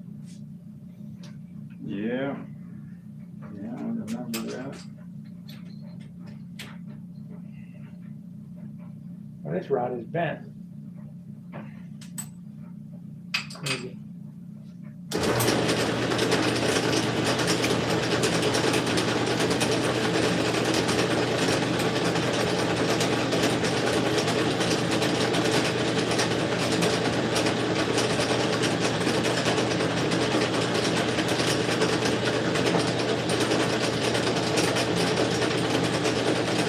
It'll be fine.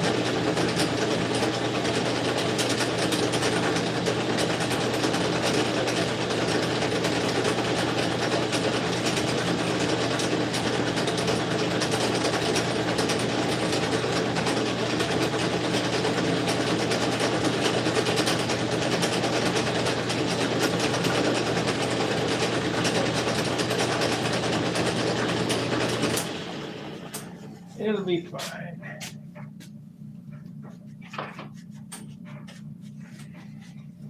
The crank straight? I have light. Probably just look at it Dial and see. indicator on it, nothing.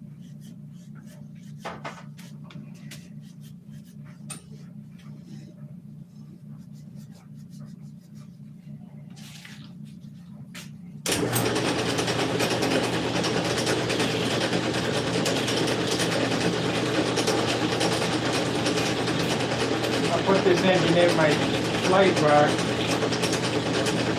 to run as a backup until it starts making us run.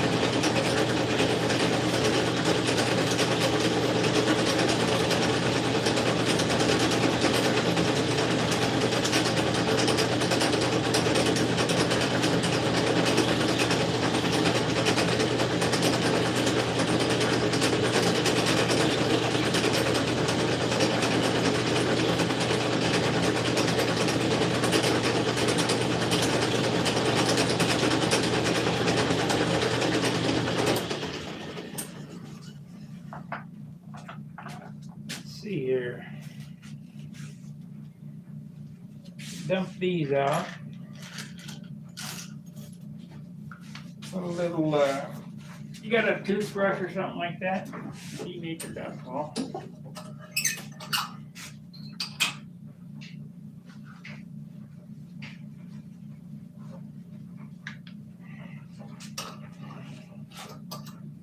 This had some spun bearings in it at one time.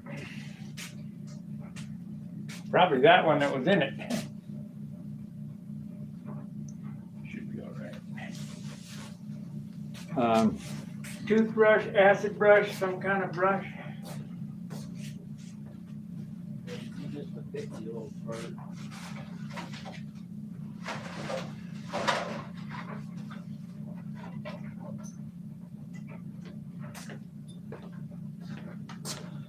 This is my engine clean pan. Pans for Got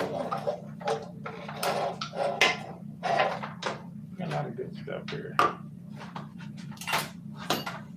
make sure everything gets back in there, or I won't have a lot of good stuff.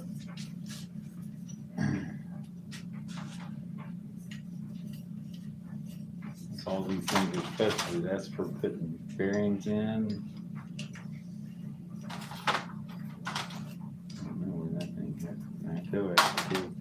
After watching television. I was using it for something. I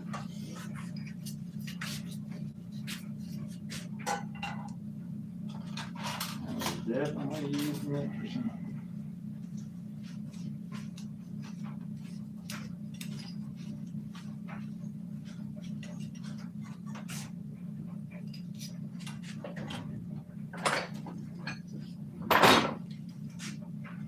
Yeah, you were using it to watch TV with.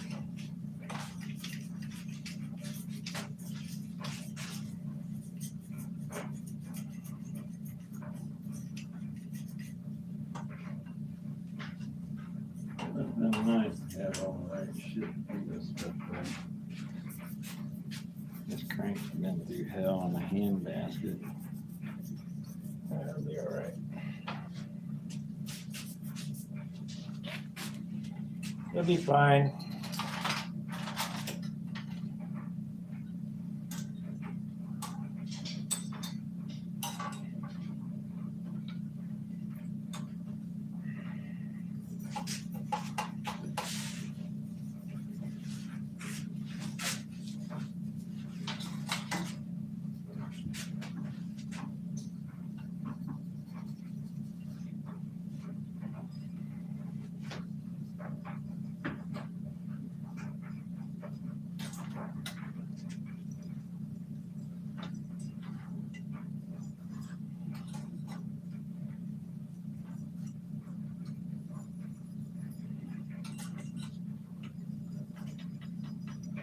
You know, when you crock pot these engines, it turns the aluminum different color. It will.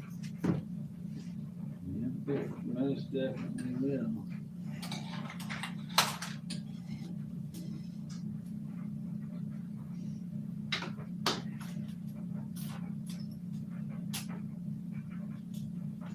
It definitely will if you use the wrong kind of antifreeze.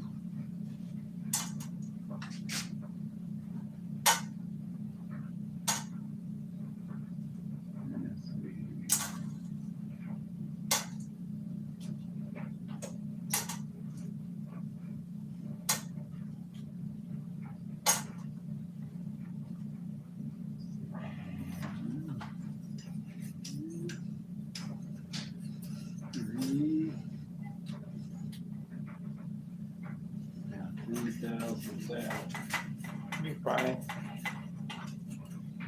This is not 10,000.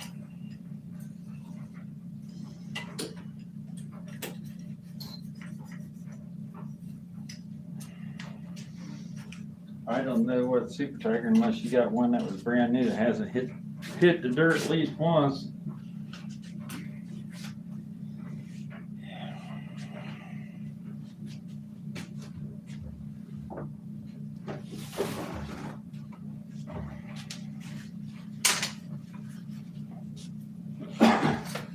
Still got paper and I hate that new one.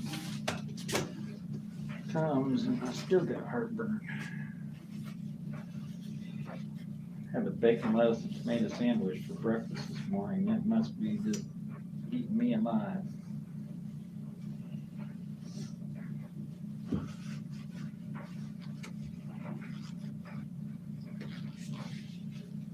Yeah, this didn't have any Buttons. buttons at all.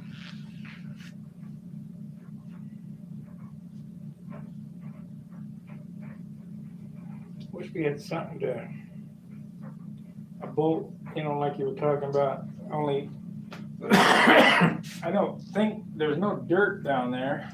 It just looks bad.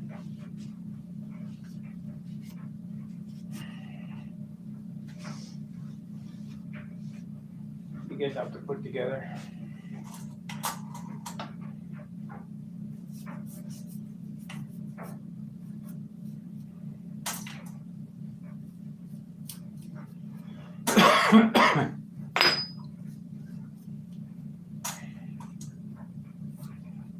What you got in there, lacquer thinner? No, alcohol, denatured alcohol.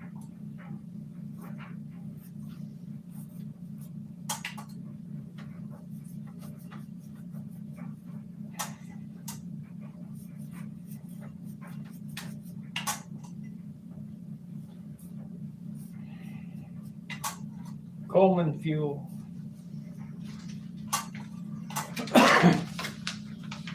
Let's see what old Brian says about this. He sent some literature here.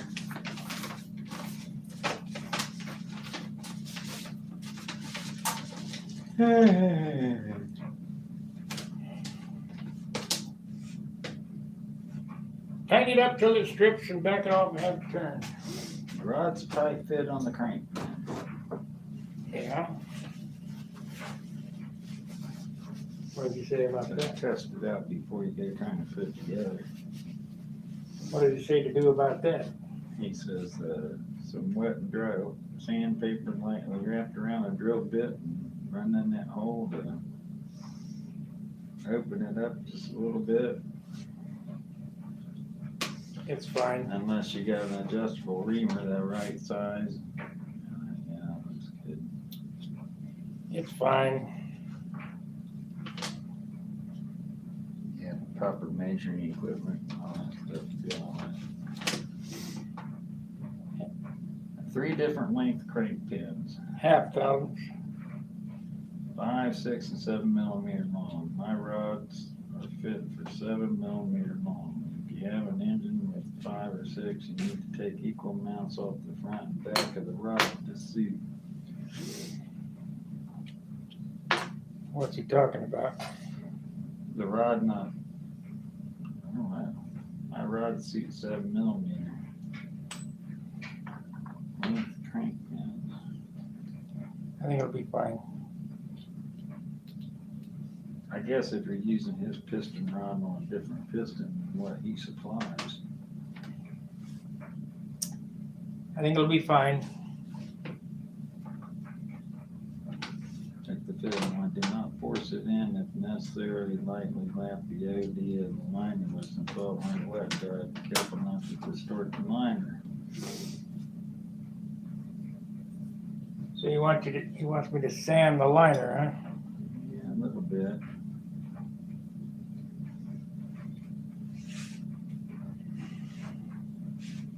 What size? What? Do not heat shrink it into the case. It should be a very light press fit. What paper did he say to use? 1200 wet dry. What is this? Emery cloth. Coarse or crocus cloth.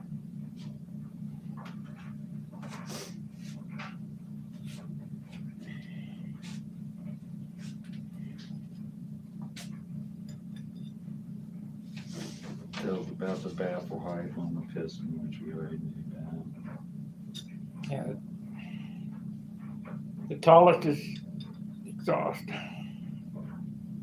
Yeah.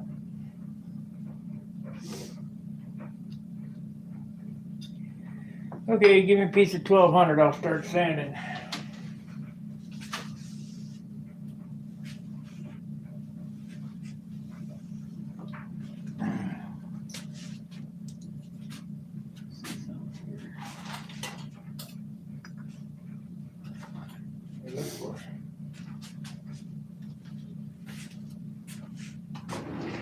It's a secret.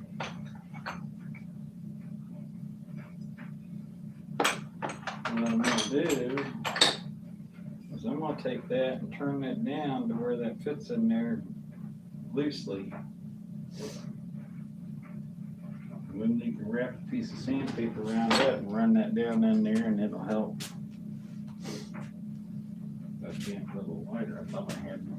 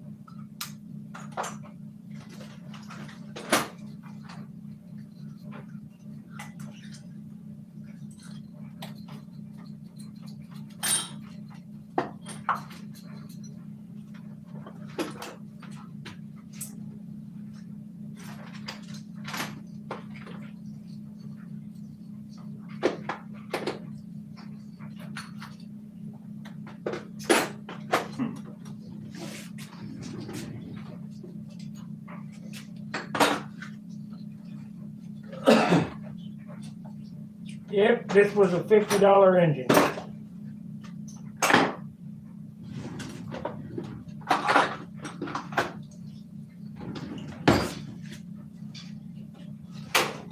We got another one from that guy. Remember when we bought him up there in Cleveland? Yeah. It's a $75 engine, but the exhaust ports are ate up on it. You know, the ears. Somebody modified it. That doesn't work.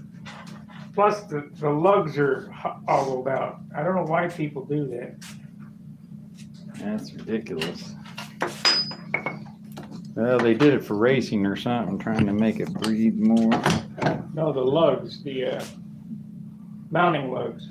Oh, mounting lugs? Got bigger holes, you know, they drill them out to 632 or whatever. Yeah, you don't need that heavy hole. 256 would probably hold it in.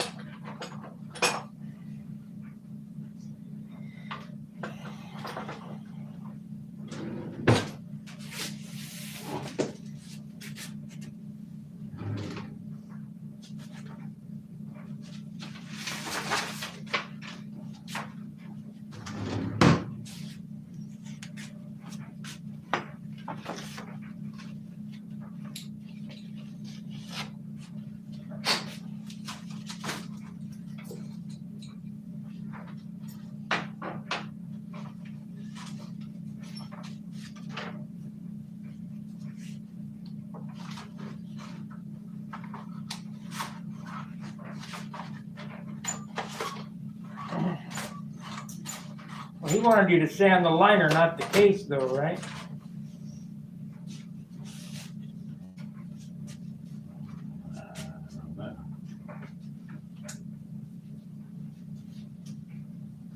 I mean, it doesn't matter, it'll work either way. Lightly lap the OD of the liner with some 1200 wet dye.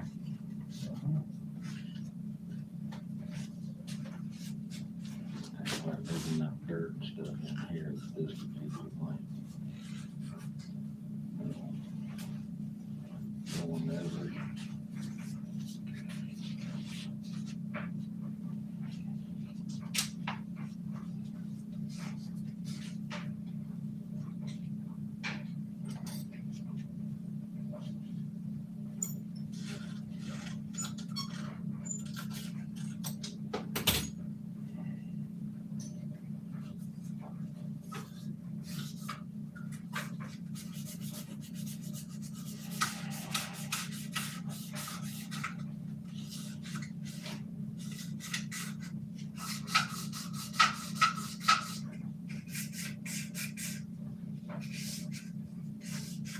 Yep, pull this 50-year-old engine back from the dead.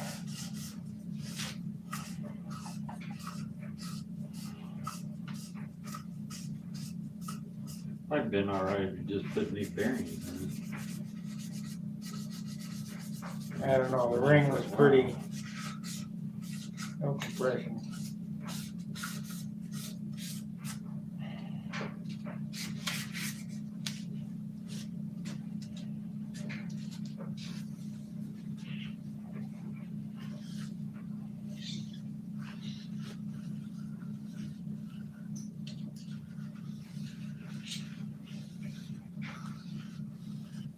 I got most of the shit out of this.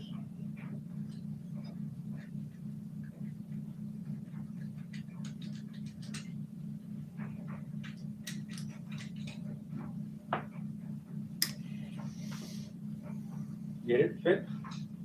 No, it's tight. It's tight, tight, tight.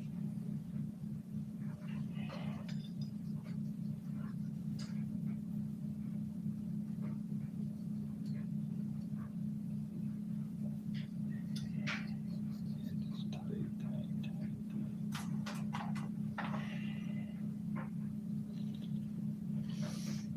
Yeah, I'd be tempted to say, if anything, this case is probably more warped a little bit than.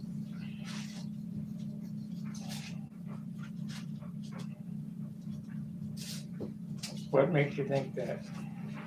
Cause I can't believe this motor that's this old has not been bumpered in more than once.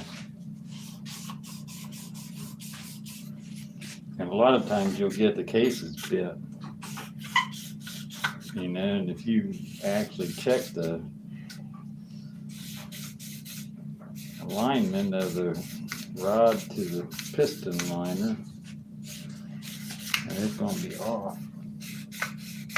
Well, I bet it'll be fine. Let's see.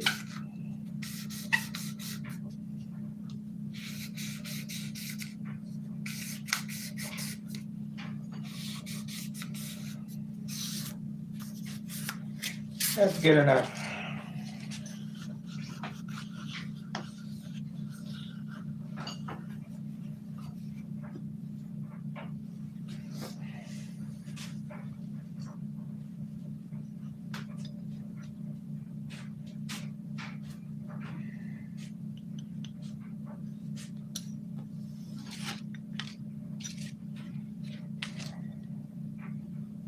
Said to sand the liner, I'll just sand the liner. What do you got for wet? 1200 right there, wet and dry, 1200.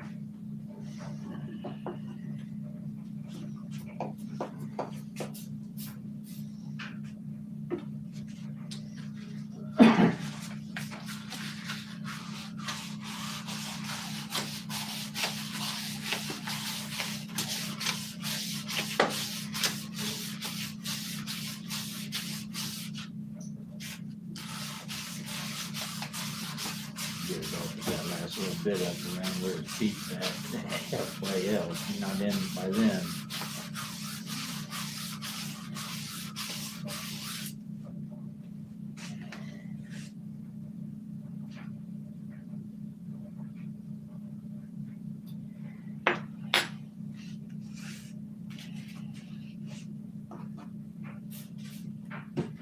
Keep sanding.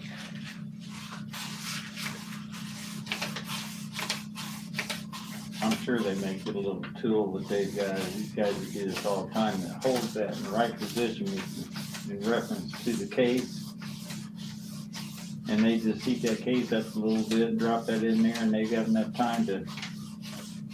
He said not to heat the case, I though. know.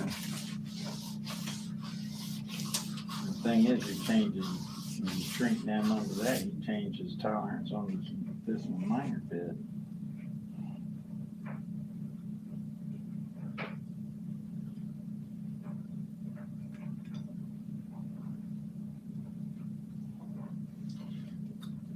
Almost.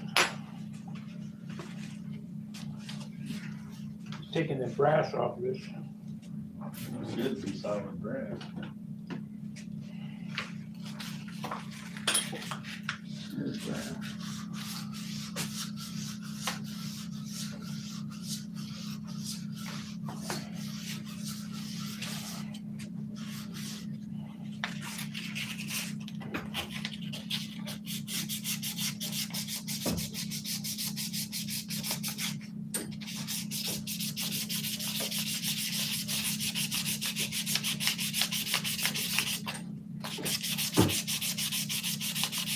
Hand fit.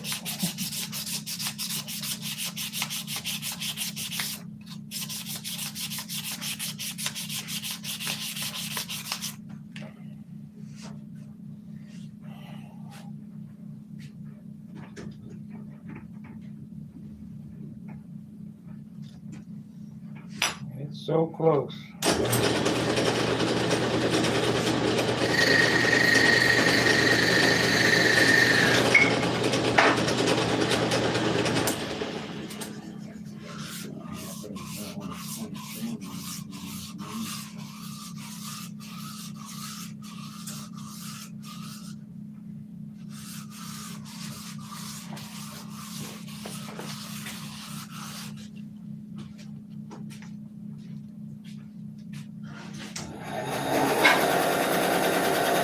Hell, this valve here is good enough.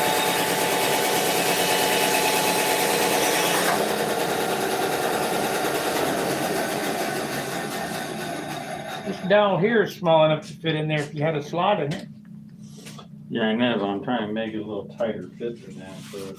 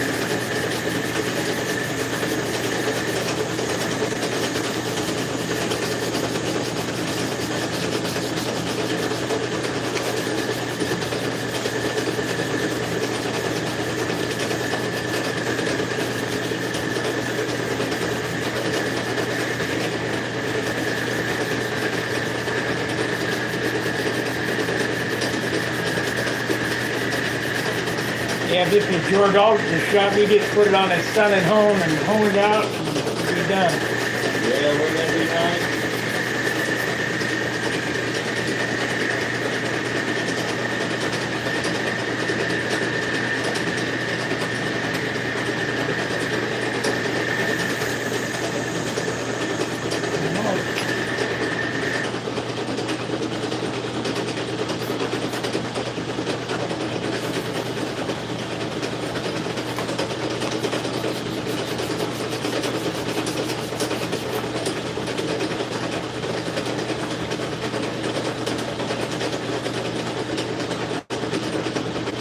Tell you what you could do here, make this fit this, and we'll spin the liner on there. It's pretty close as is. Yeah, you could do that. But I don't wanna mess with the plating inside of it. Like wood tears apart chrome. It's not very good chrome.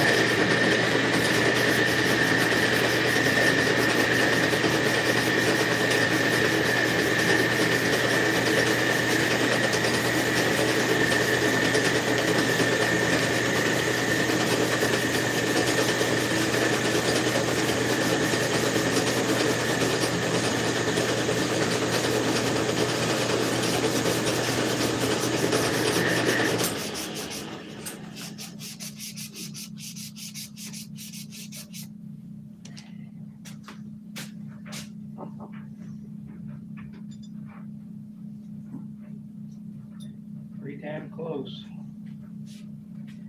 Pretty close. I mean, if it takes a couple whispers on that, you'll probably drop right in.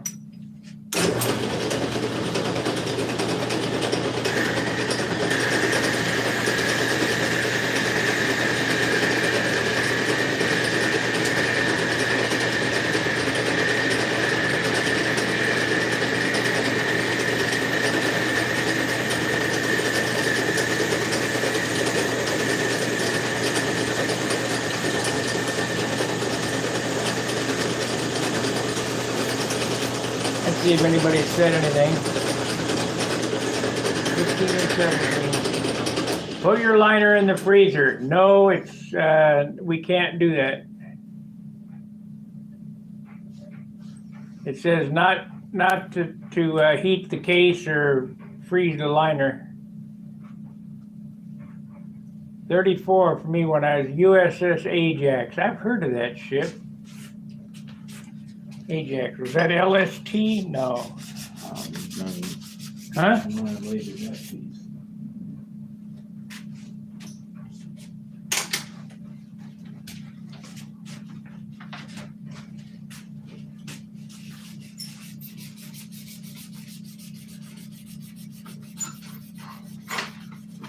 Maybe Ajax was a cargo ship. Can't remember.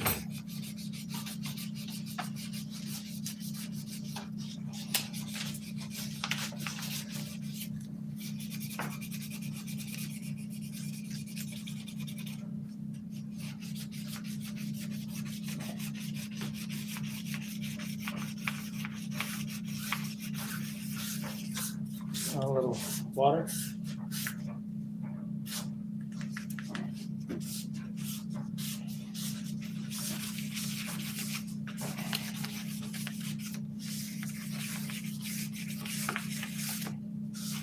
We'll get her here in a minute.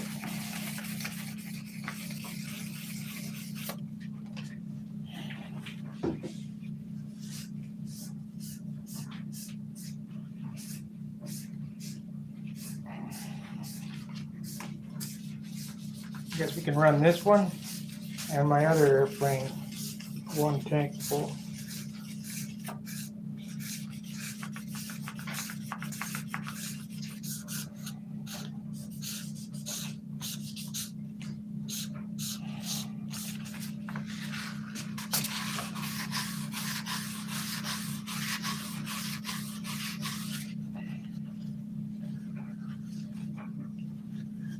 It's already got a 30-degree chamfer on the bottom.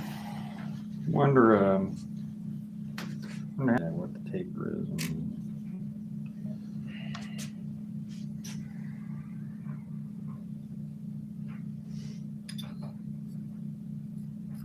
Ooh, baby, that's perfect. Right there. Get tighter as it goes down in there. Yep, because I sanded the bottom and not the top. That's perfect. Okay. Oh, baby. So now we can put it back together.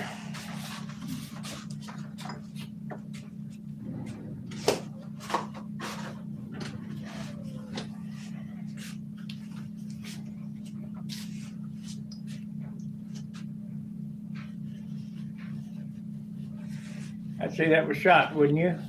Still got cross-asher in it? No. Well, no. Well, maybe a little bit.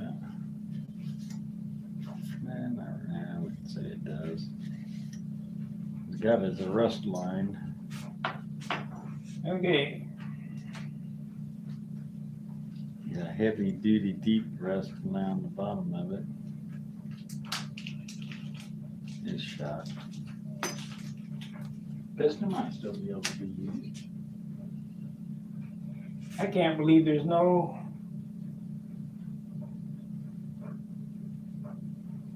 Piston in the parts box. Usually there's lettering on these bearings and that's the side you push on, but there's none on this. This has a phenolic case on that side. I guess I put that down like so. Might lightly oil in it.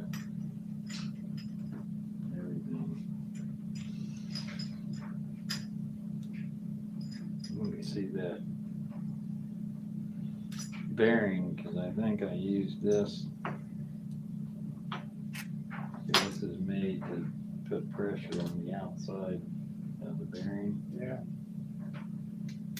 and it's smaller than the OD. yeah, this is the front bearing. Kind of, yeah, it is. Now I get it stuck. It's already in there? Is that loose? There's no bearing in there. Okay, Put a little bit of oil.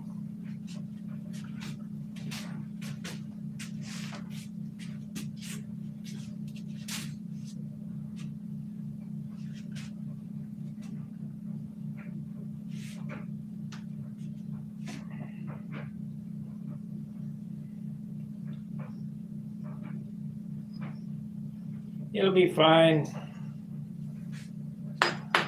Press it in there, your arbor press.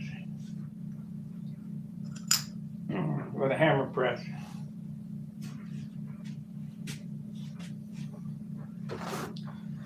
Where's the front bearing at? Front bearing is here, we need to take this thing out of it. And my parts and pieces that I had.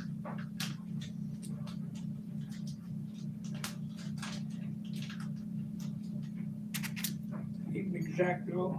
Need to, or you think I need to pluck that out? It's just a. Yeah, shouldn't have a seal at all on one It's side not, of it's it. not a seal, see, it's just a carrier, phenolic carrier. And I think it's a seal.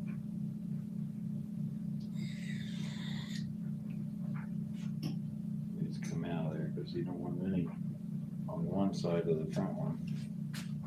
Okay. Well, the balls will fall out. I don't know.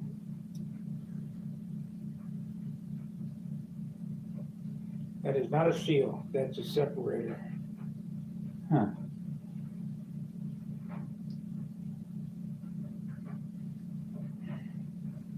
That sure is weird. How's it get the oil to them? It goes right through that slot right there.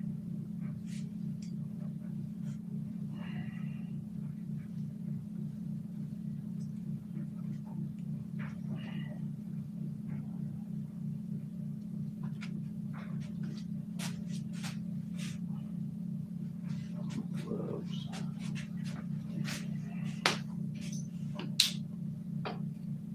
You gonna heat it? Yeah, a little bit.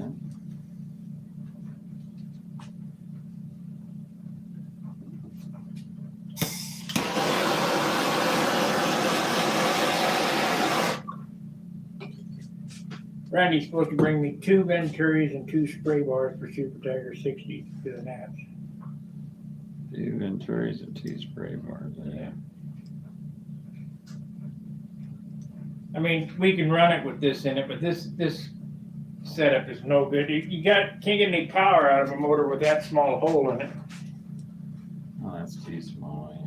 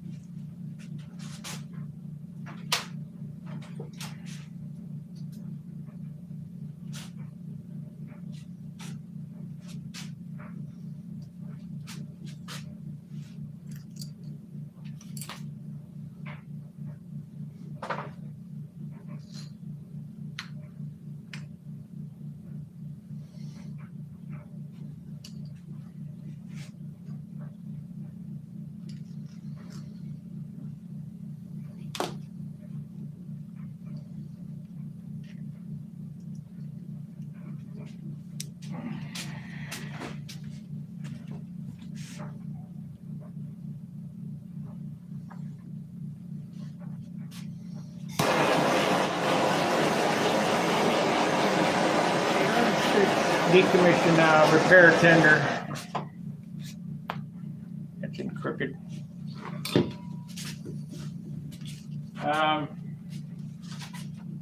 I know what you're saying there about heating the liner, cooling the liner, and Says, here's the instructions. This is ABC. Check for the fit of the liner and case. Do not force it. If necessary, lightly lap the OD of the liner with some 1200 wet and dry. Be very careful not to distort the liner. It's been a fair bit of variation in bore sizes, so it's impossible to guarantee a perfect fit in every case.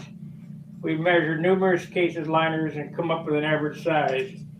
You also need a knife, a deburring tool around the inside top of the bore to ensure the liner sits all the way down. If you are not confident with this, perhaps a confident engine person. Do not heat shrink into the case. What that does make the damn piston so damn tight it won't go up and down. Yes, it will do that.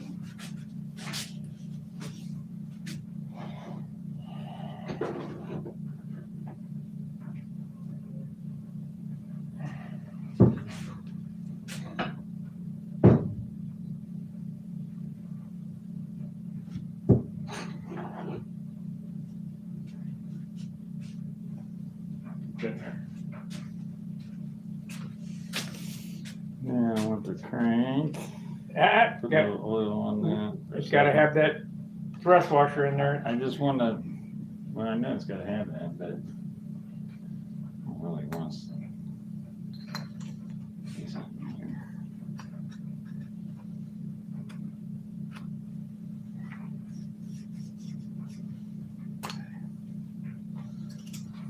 That thrust washer over there it is right there.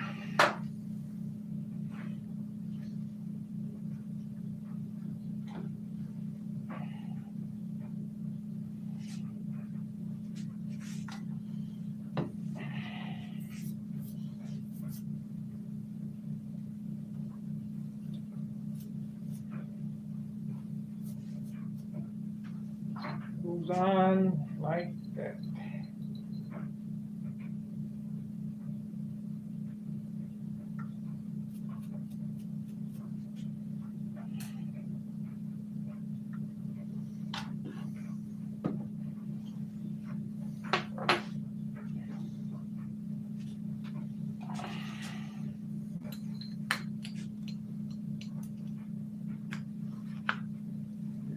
Put that in there. Everything together. The cone is still in there. Yeah, we need to knock it out of there. Got a drift, 1/4 inch drift. No, I don't.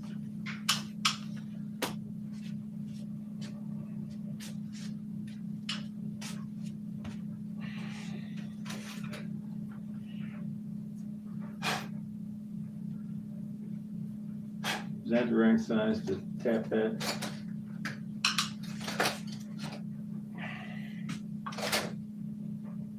It'll probably work. Oh, I fell out. I got it out.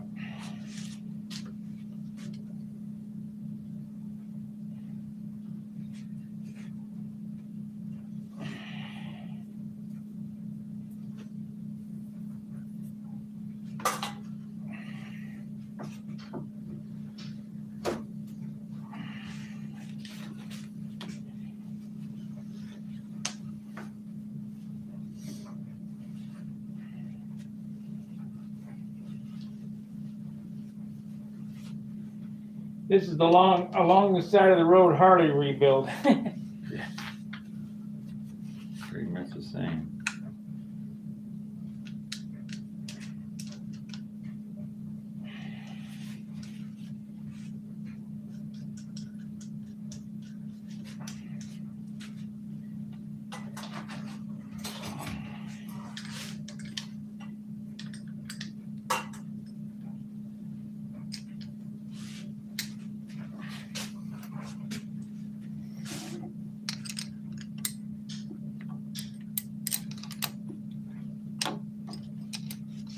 I can't believe he sent it with a new backplate gasket too.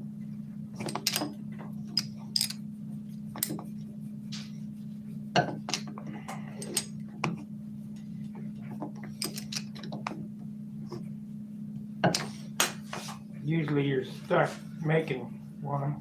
Yeah, that's par for the course, isn't cereal box or Easy Riders Dave Mann centerfold cage works real good. it? Loose? Well, loose as tight bearings are gonna be. You know, new bearings. It's got oil in them, so it's not gonna sit there and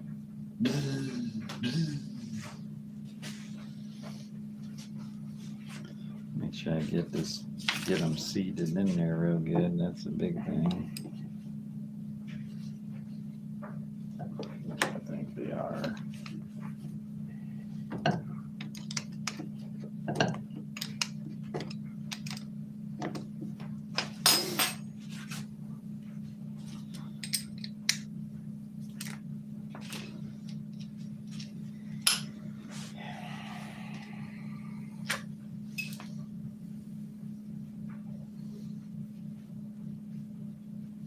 Just a little teeny, barely detectable in play. 5,000 should be. About that. Oh yeah, that's okay.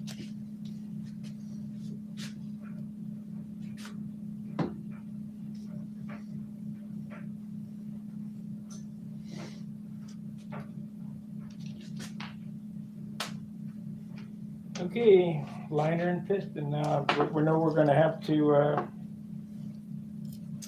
My little bearing press tool, that keeps everything aligned, just like the crankshaft being in there, and you can suck them bearings down in there and seat them. Works pretty good. wonder if Dan Winship is still watching. I don't know how these guys do it. We must be interesting characters. The characters is a key word. Yeah.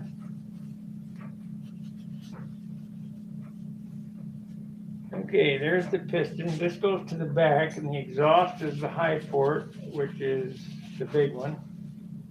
So it goes on like, well, we got to get the wrist pin out first. No. Yeah, you might have to for this. Super tight, that's right, you got to.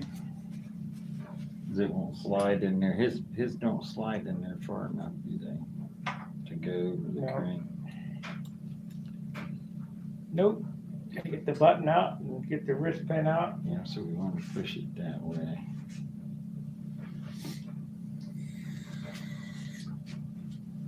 Okay, where'd my little piece of brass rod? Yeah. This one? No. No, it's a solid piece. This a good glow igniter here? Yes, brand new. Hasn't been charged. Well, it hasn't been charged. Maybe it'll have a little juice in it. I don't know if this glows. That's good. Okay. They get a ridiculous amount of money for them things, don't you think? Yeah, I do. For a sub-C size mic head.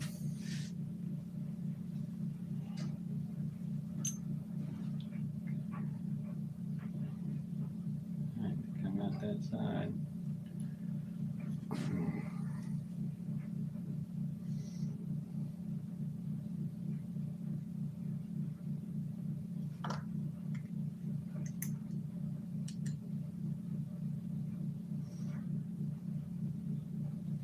Let's see what the boys have to say. Okay. Oh yeah, it looks like y'all are two competent engine persons. Yeah, we're all right.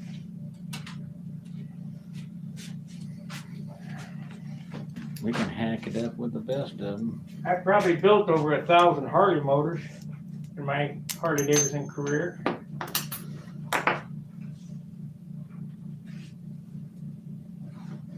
I wish we had a ball mill too. Well, I don't think you want a ball mill. You want a camframe tool.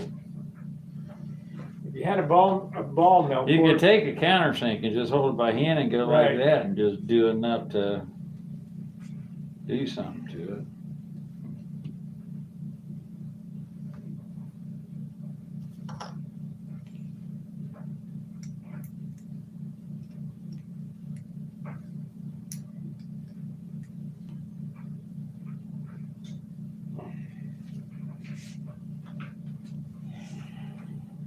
Well, that's the end of my Brian Gardner liner lot. I'll have to wait till he does another run.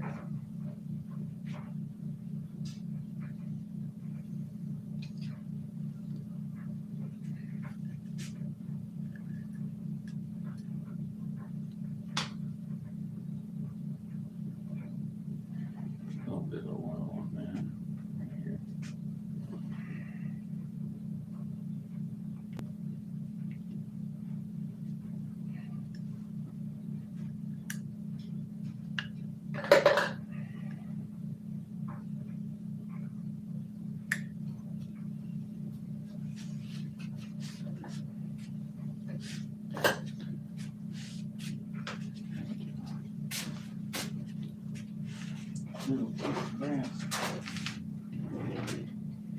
Where's your calipers? Pointed, but I don't see them. Right in the rack. Measuring calipers. On the rack. Okay, we're gonna measure from the wrist pin, center of the wrist pin up to the top of the baffle to see how much we gotta take off. I'll just go to the bottom of the wrist pin.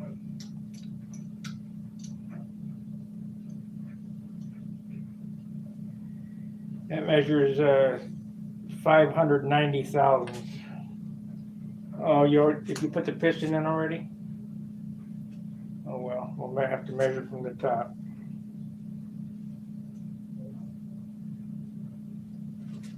Yes, I did.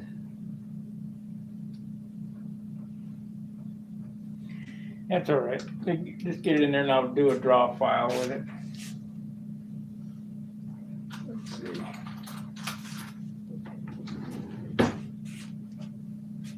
It's a 1/16 of an inch too tall. Shame. I think we checked that piston up in the middle before and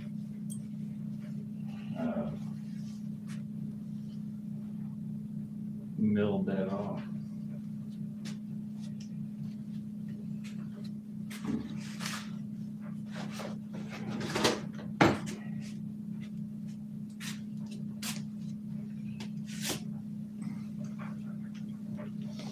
Now that you got to look down in here and see that that piston pin's not pushed out too far on the other side.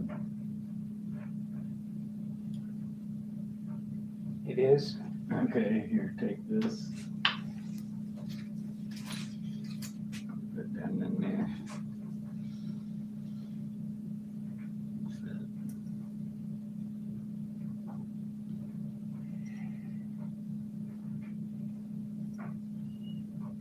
Still too far.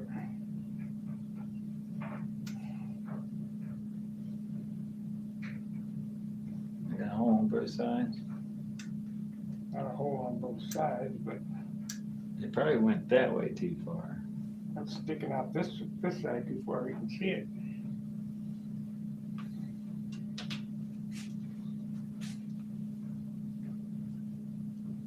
Hung up on something.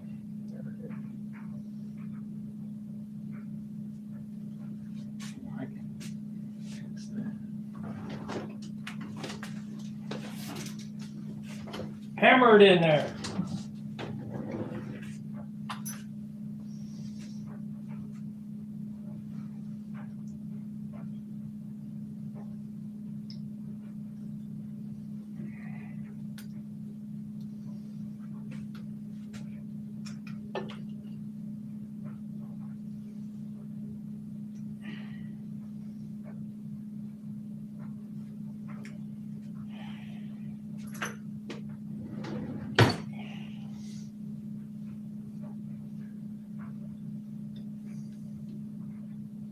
Get that all lubed up.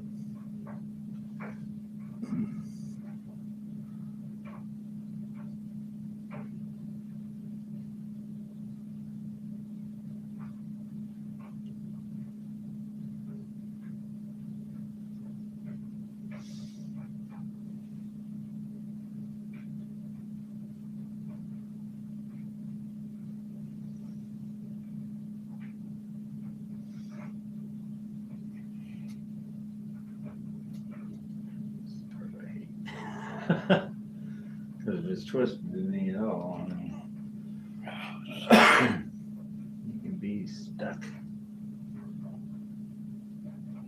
See, they won't turn even.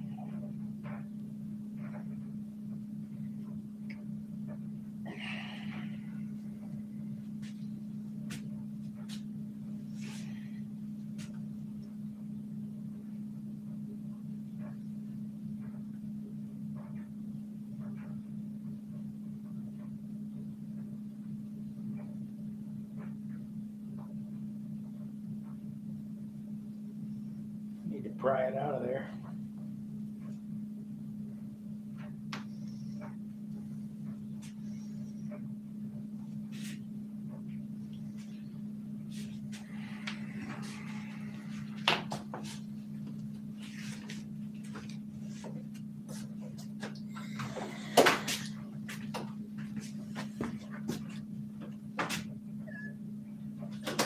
Ryan said he was doing another run of ABC for 60s later in the year. Okay, Craig, great.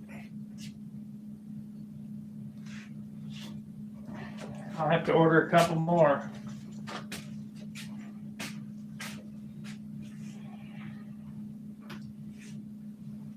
The thing I like about these ABC liners is when you come down after flying, you don't have to wait for it to cool off. You just flip it and go again.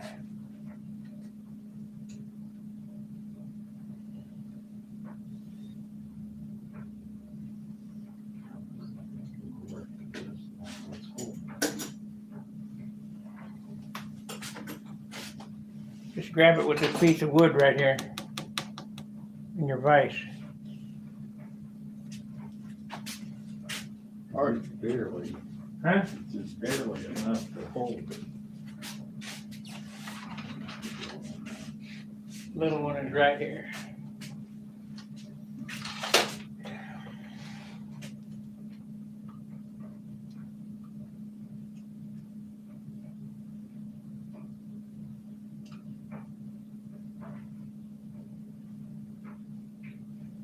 Make sure it's lined up right. The cords, I think they are. I don't know. Didn't want to hammer it down there.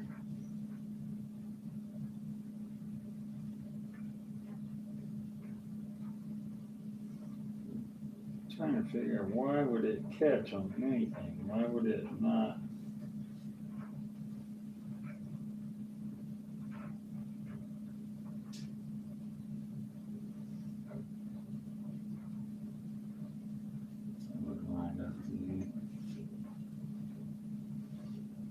Looks pretty good.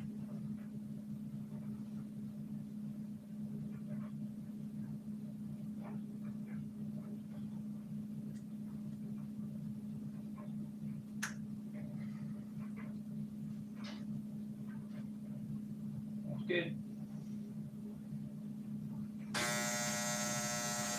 Now, don't want to turn this over slow. You must always flip this thing. We gotta get it up to the through. top so we can cut We're the, gonna put a little castor oil on it instead of that. so we can cut that baffle.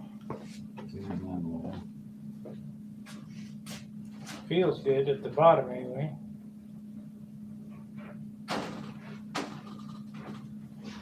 Look at that chrome inside there. Brand new ABC liner.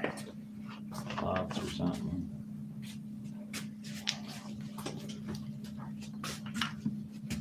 Little clods, huh?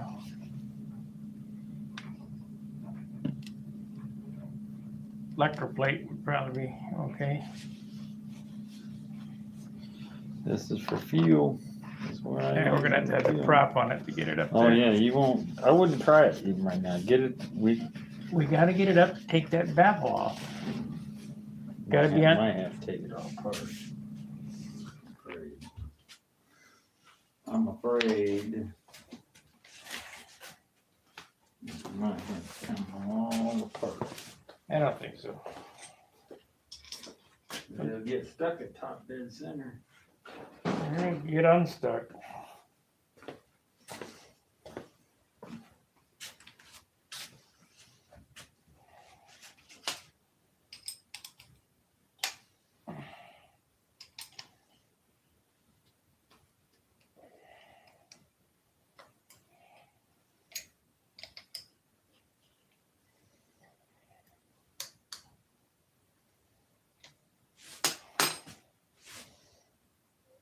no head gasket. Oh, there is a head gasket there.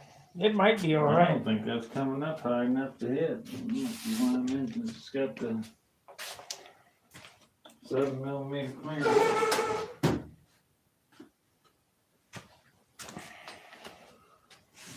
I think you're right.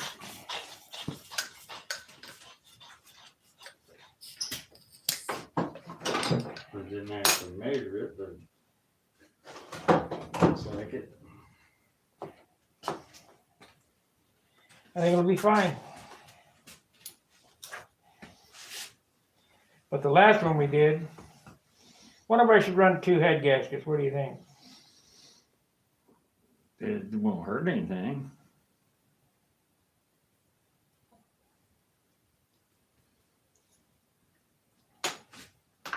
Give you a teeny bit less power what went on the floor. Okay.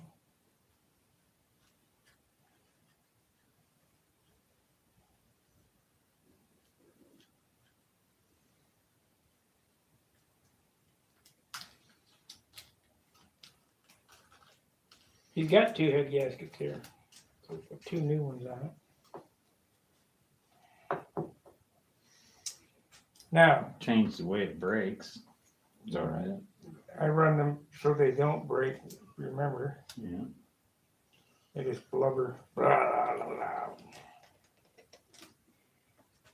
So I got another extra head gasket there.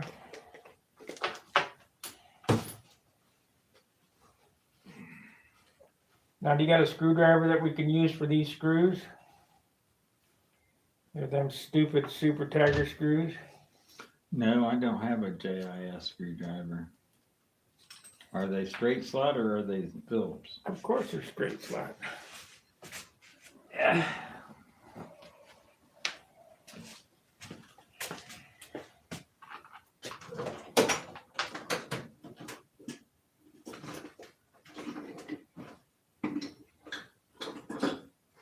I bought a set of, yesterday I bought a set of, what the hell you call them? What does Lowe's sell? What brand is that? Cobalt? Cobalt, yeah. Cobalt bits with a ratchet, just like that. And that's exactly what I got. The Phillips are the worst ones. Not working right.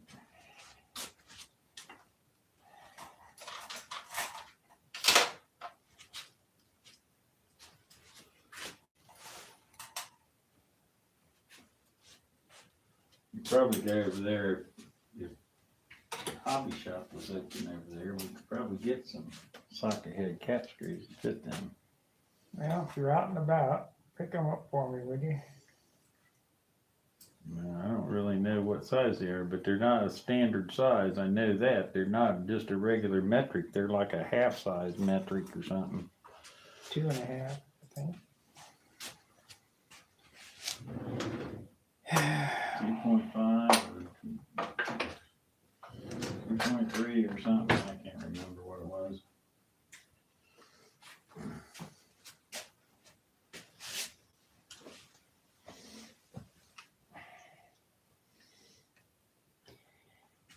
At home, I got a little snap-on torque wrench for these little things. It'd be nice. A little 1/4 inch drive torque wrench.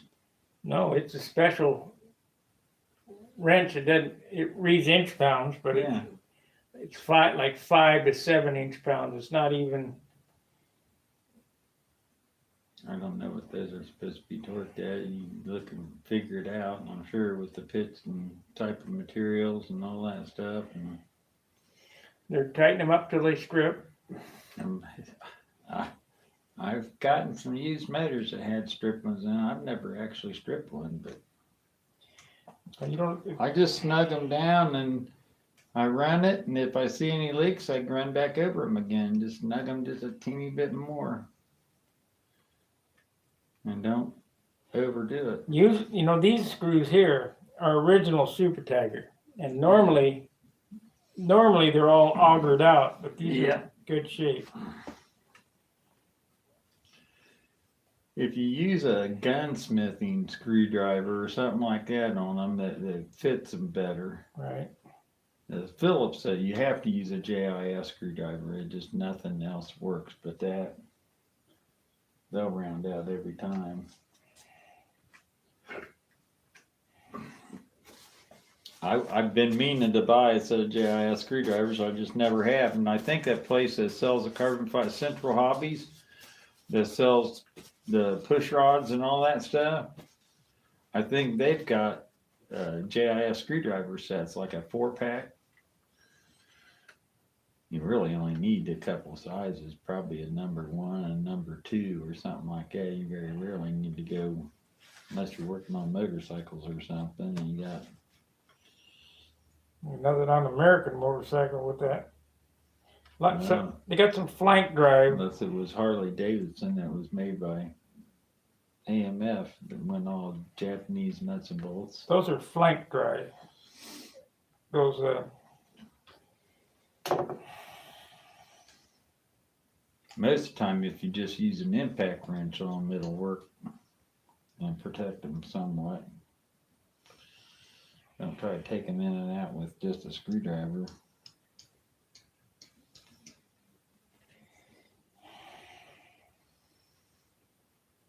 Got 2 head gaskets in there.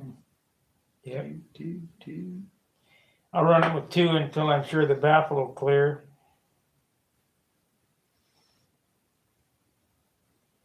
You remember we took about 1/16 of an inch off the last one. Yeah, we sure did. I know we checked it up in that mill over there and milled that off. I'm pretty sure that's how we did it. That's been 2 years ago. It's been a while. I ordered a set of these. I can't remember whether it was one or two sets back a couple of times ago. Brian ran them things, and that was before I had my open heart surgery and stuff. And all of a sudden, I had to go in and have that done. I had to cancel my order from him, which sort of pissed me off. I apologize profusely to him, but it really strapped me big time for money.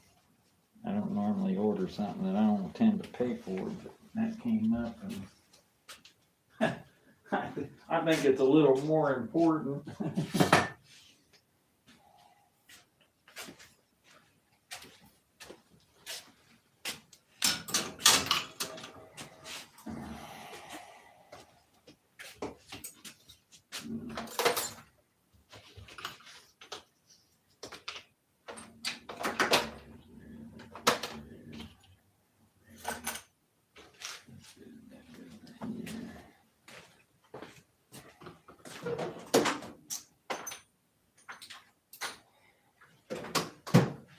I didn't bring my syringe. We're gonna run this motor, right? I'm gonna run my other airplane too. Good, because I don't have a syringe. Yeah. I just put it in my mouth and Sprayed it in there.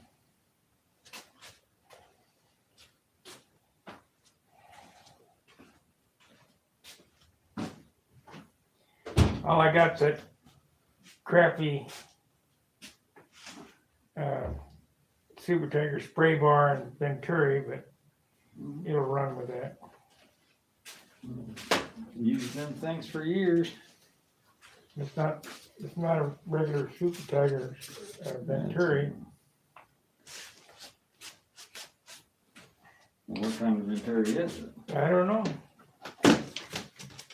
Super Tiger Venturi is made of aluminum. That's made of Delron or something. Is it got a teeny hole in it? Yeah. Is it made where the spray bar runs through the clamp bolt? Yep. That's why it's got a teeny hole in it. Well, my Randy.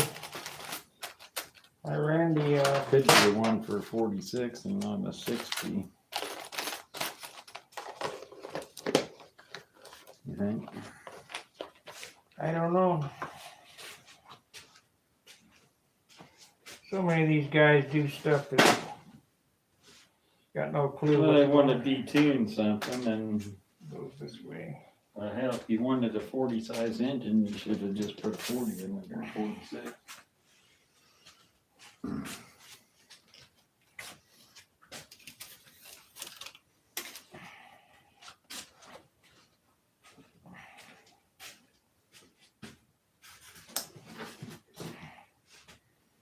Okay, 1/4 inch wrench.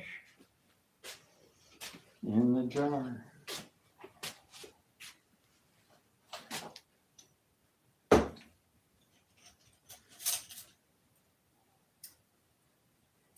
I think I got a prop out there in my box that'll work on this.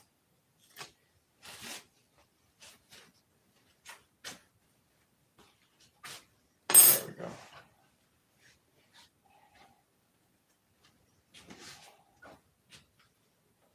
With some silicone sealer to stick around that. Do what? Silicone, go around that. No, it's got no leak on it. You mean the spray bar? Yeah. No. You don't need that shit. I always put it on. That's me.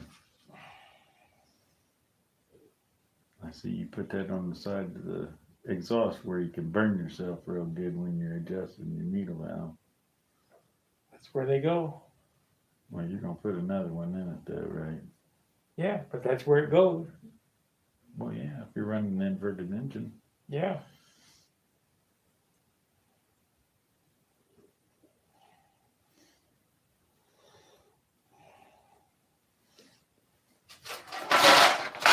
So, 1, 2, 3, 4.5.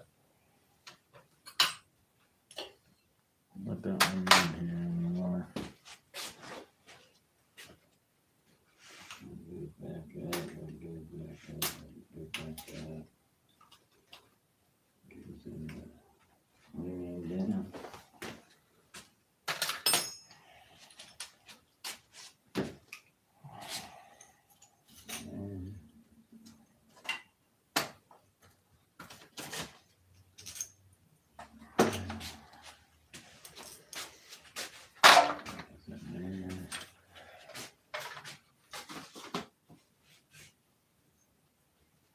And where'd that come from? What? That is, goes on this crankshaft, the spacer spinner.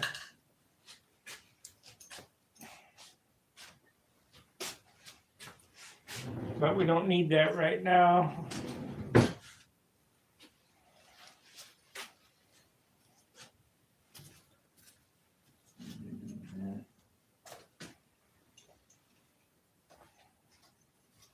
Not really peeled, but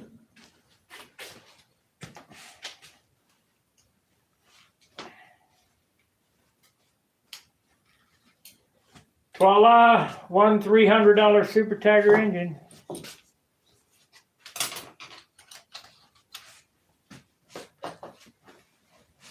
that set of bearings is there. For my other, I got another Super Tiger. I won't be doing anything till I get some more liners.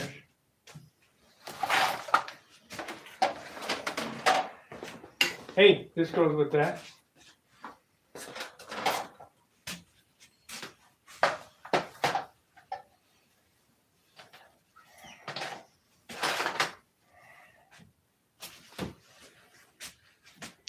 Remember, you said keep everything with it. yeah, I mean it. I just pull out that one pin and that's motor fixing pin. Okay, so now I guess we're gonna go run a couple motors.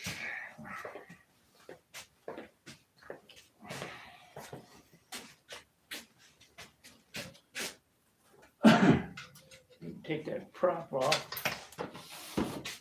I'm gonna run it with this prop here. Yeah, if you can flip it.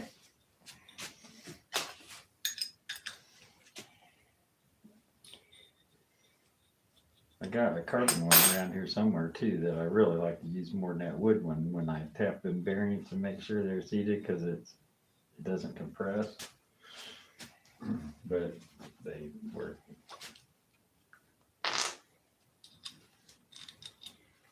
Okay. That glue plug was good that was in it? Yep. Looks like a Fox glue plug. That's a idle bar cool plug. Thunderbolt? I don't know. Not a Thunderbolt. Thunderbolt's got a little pointy tip on it.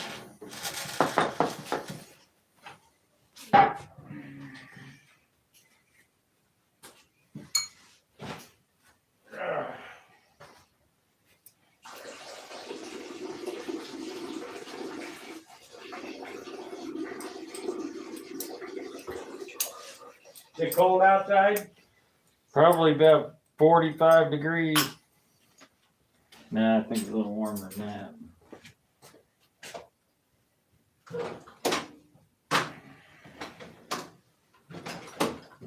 Might be 60, might.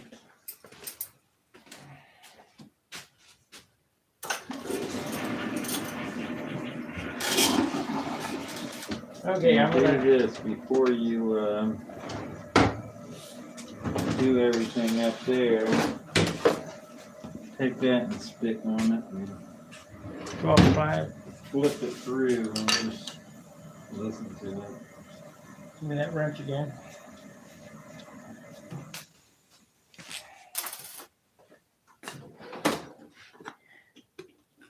Yeah, except for 11 millimeter. 10.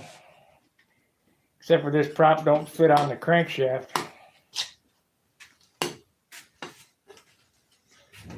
Well, is it loose or is it tight? Tight. And that one on there, see if that one's That's good. way too tight. That's a 1/4 inch. If you look at the bottom of that, it's all been ogled out. I got a prop in the car. Well, I was gonna say before it's bolted up to anything or whatever, bolt it to the test end.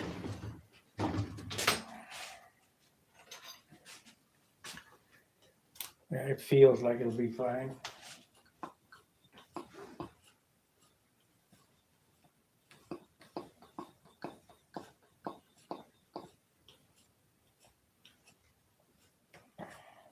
Don't go all the way through it, because this is 1/4 on this end and 5/16.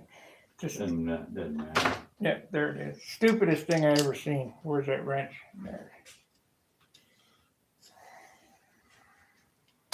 We can just run this prop on it. It It's don't. got a long enough flat section on it that it'll hold whatever that is, so if the other side's too big. We can run it with this prop, 12.5. It'll work.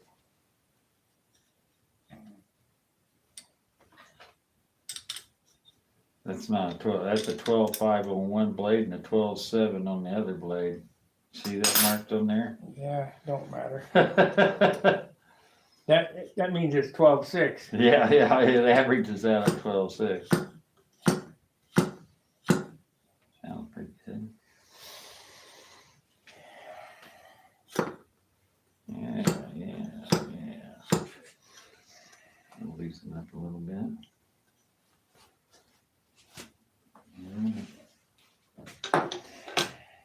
Run a done. About lunchtime. 12:51. It's definitely lunchtime. No me and lunch. I can't get too far away from it.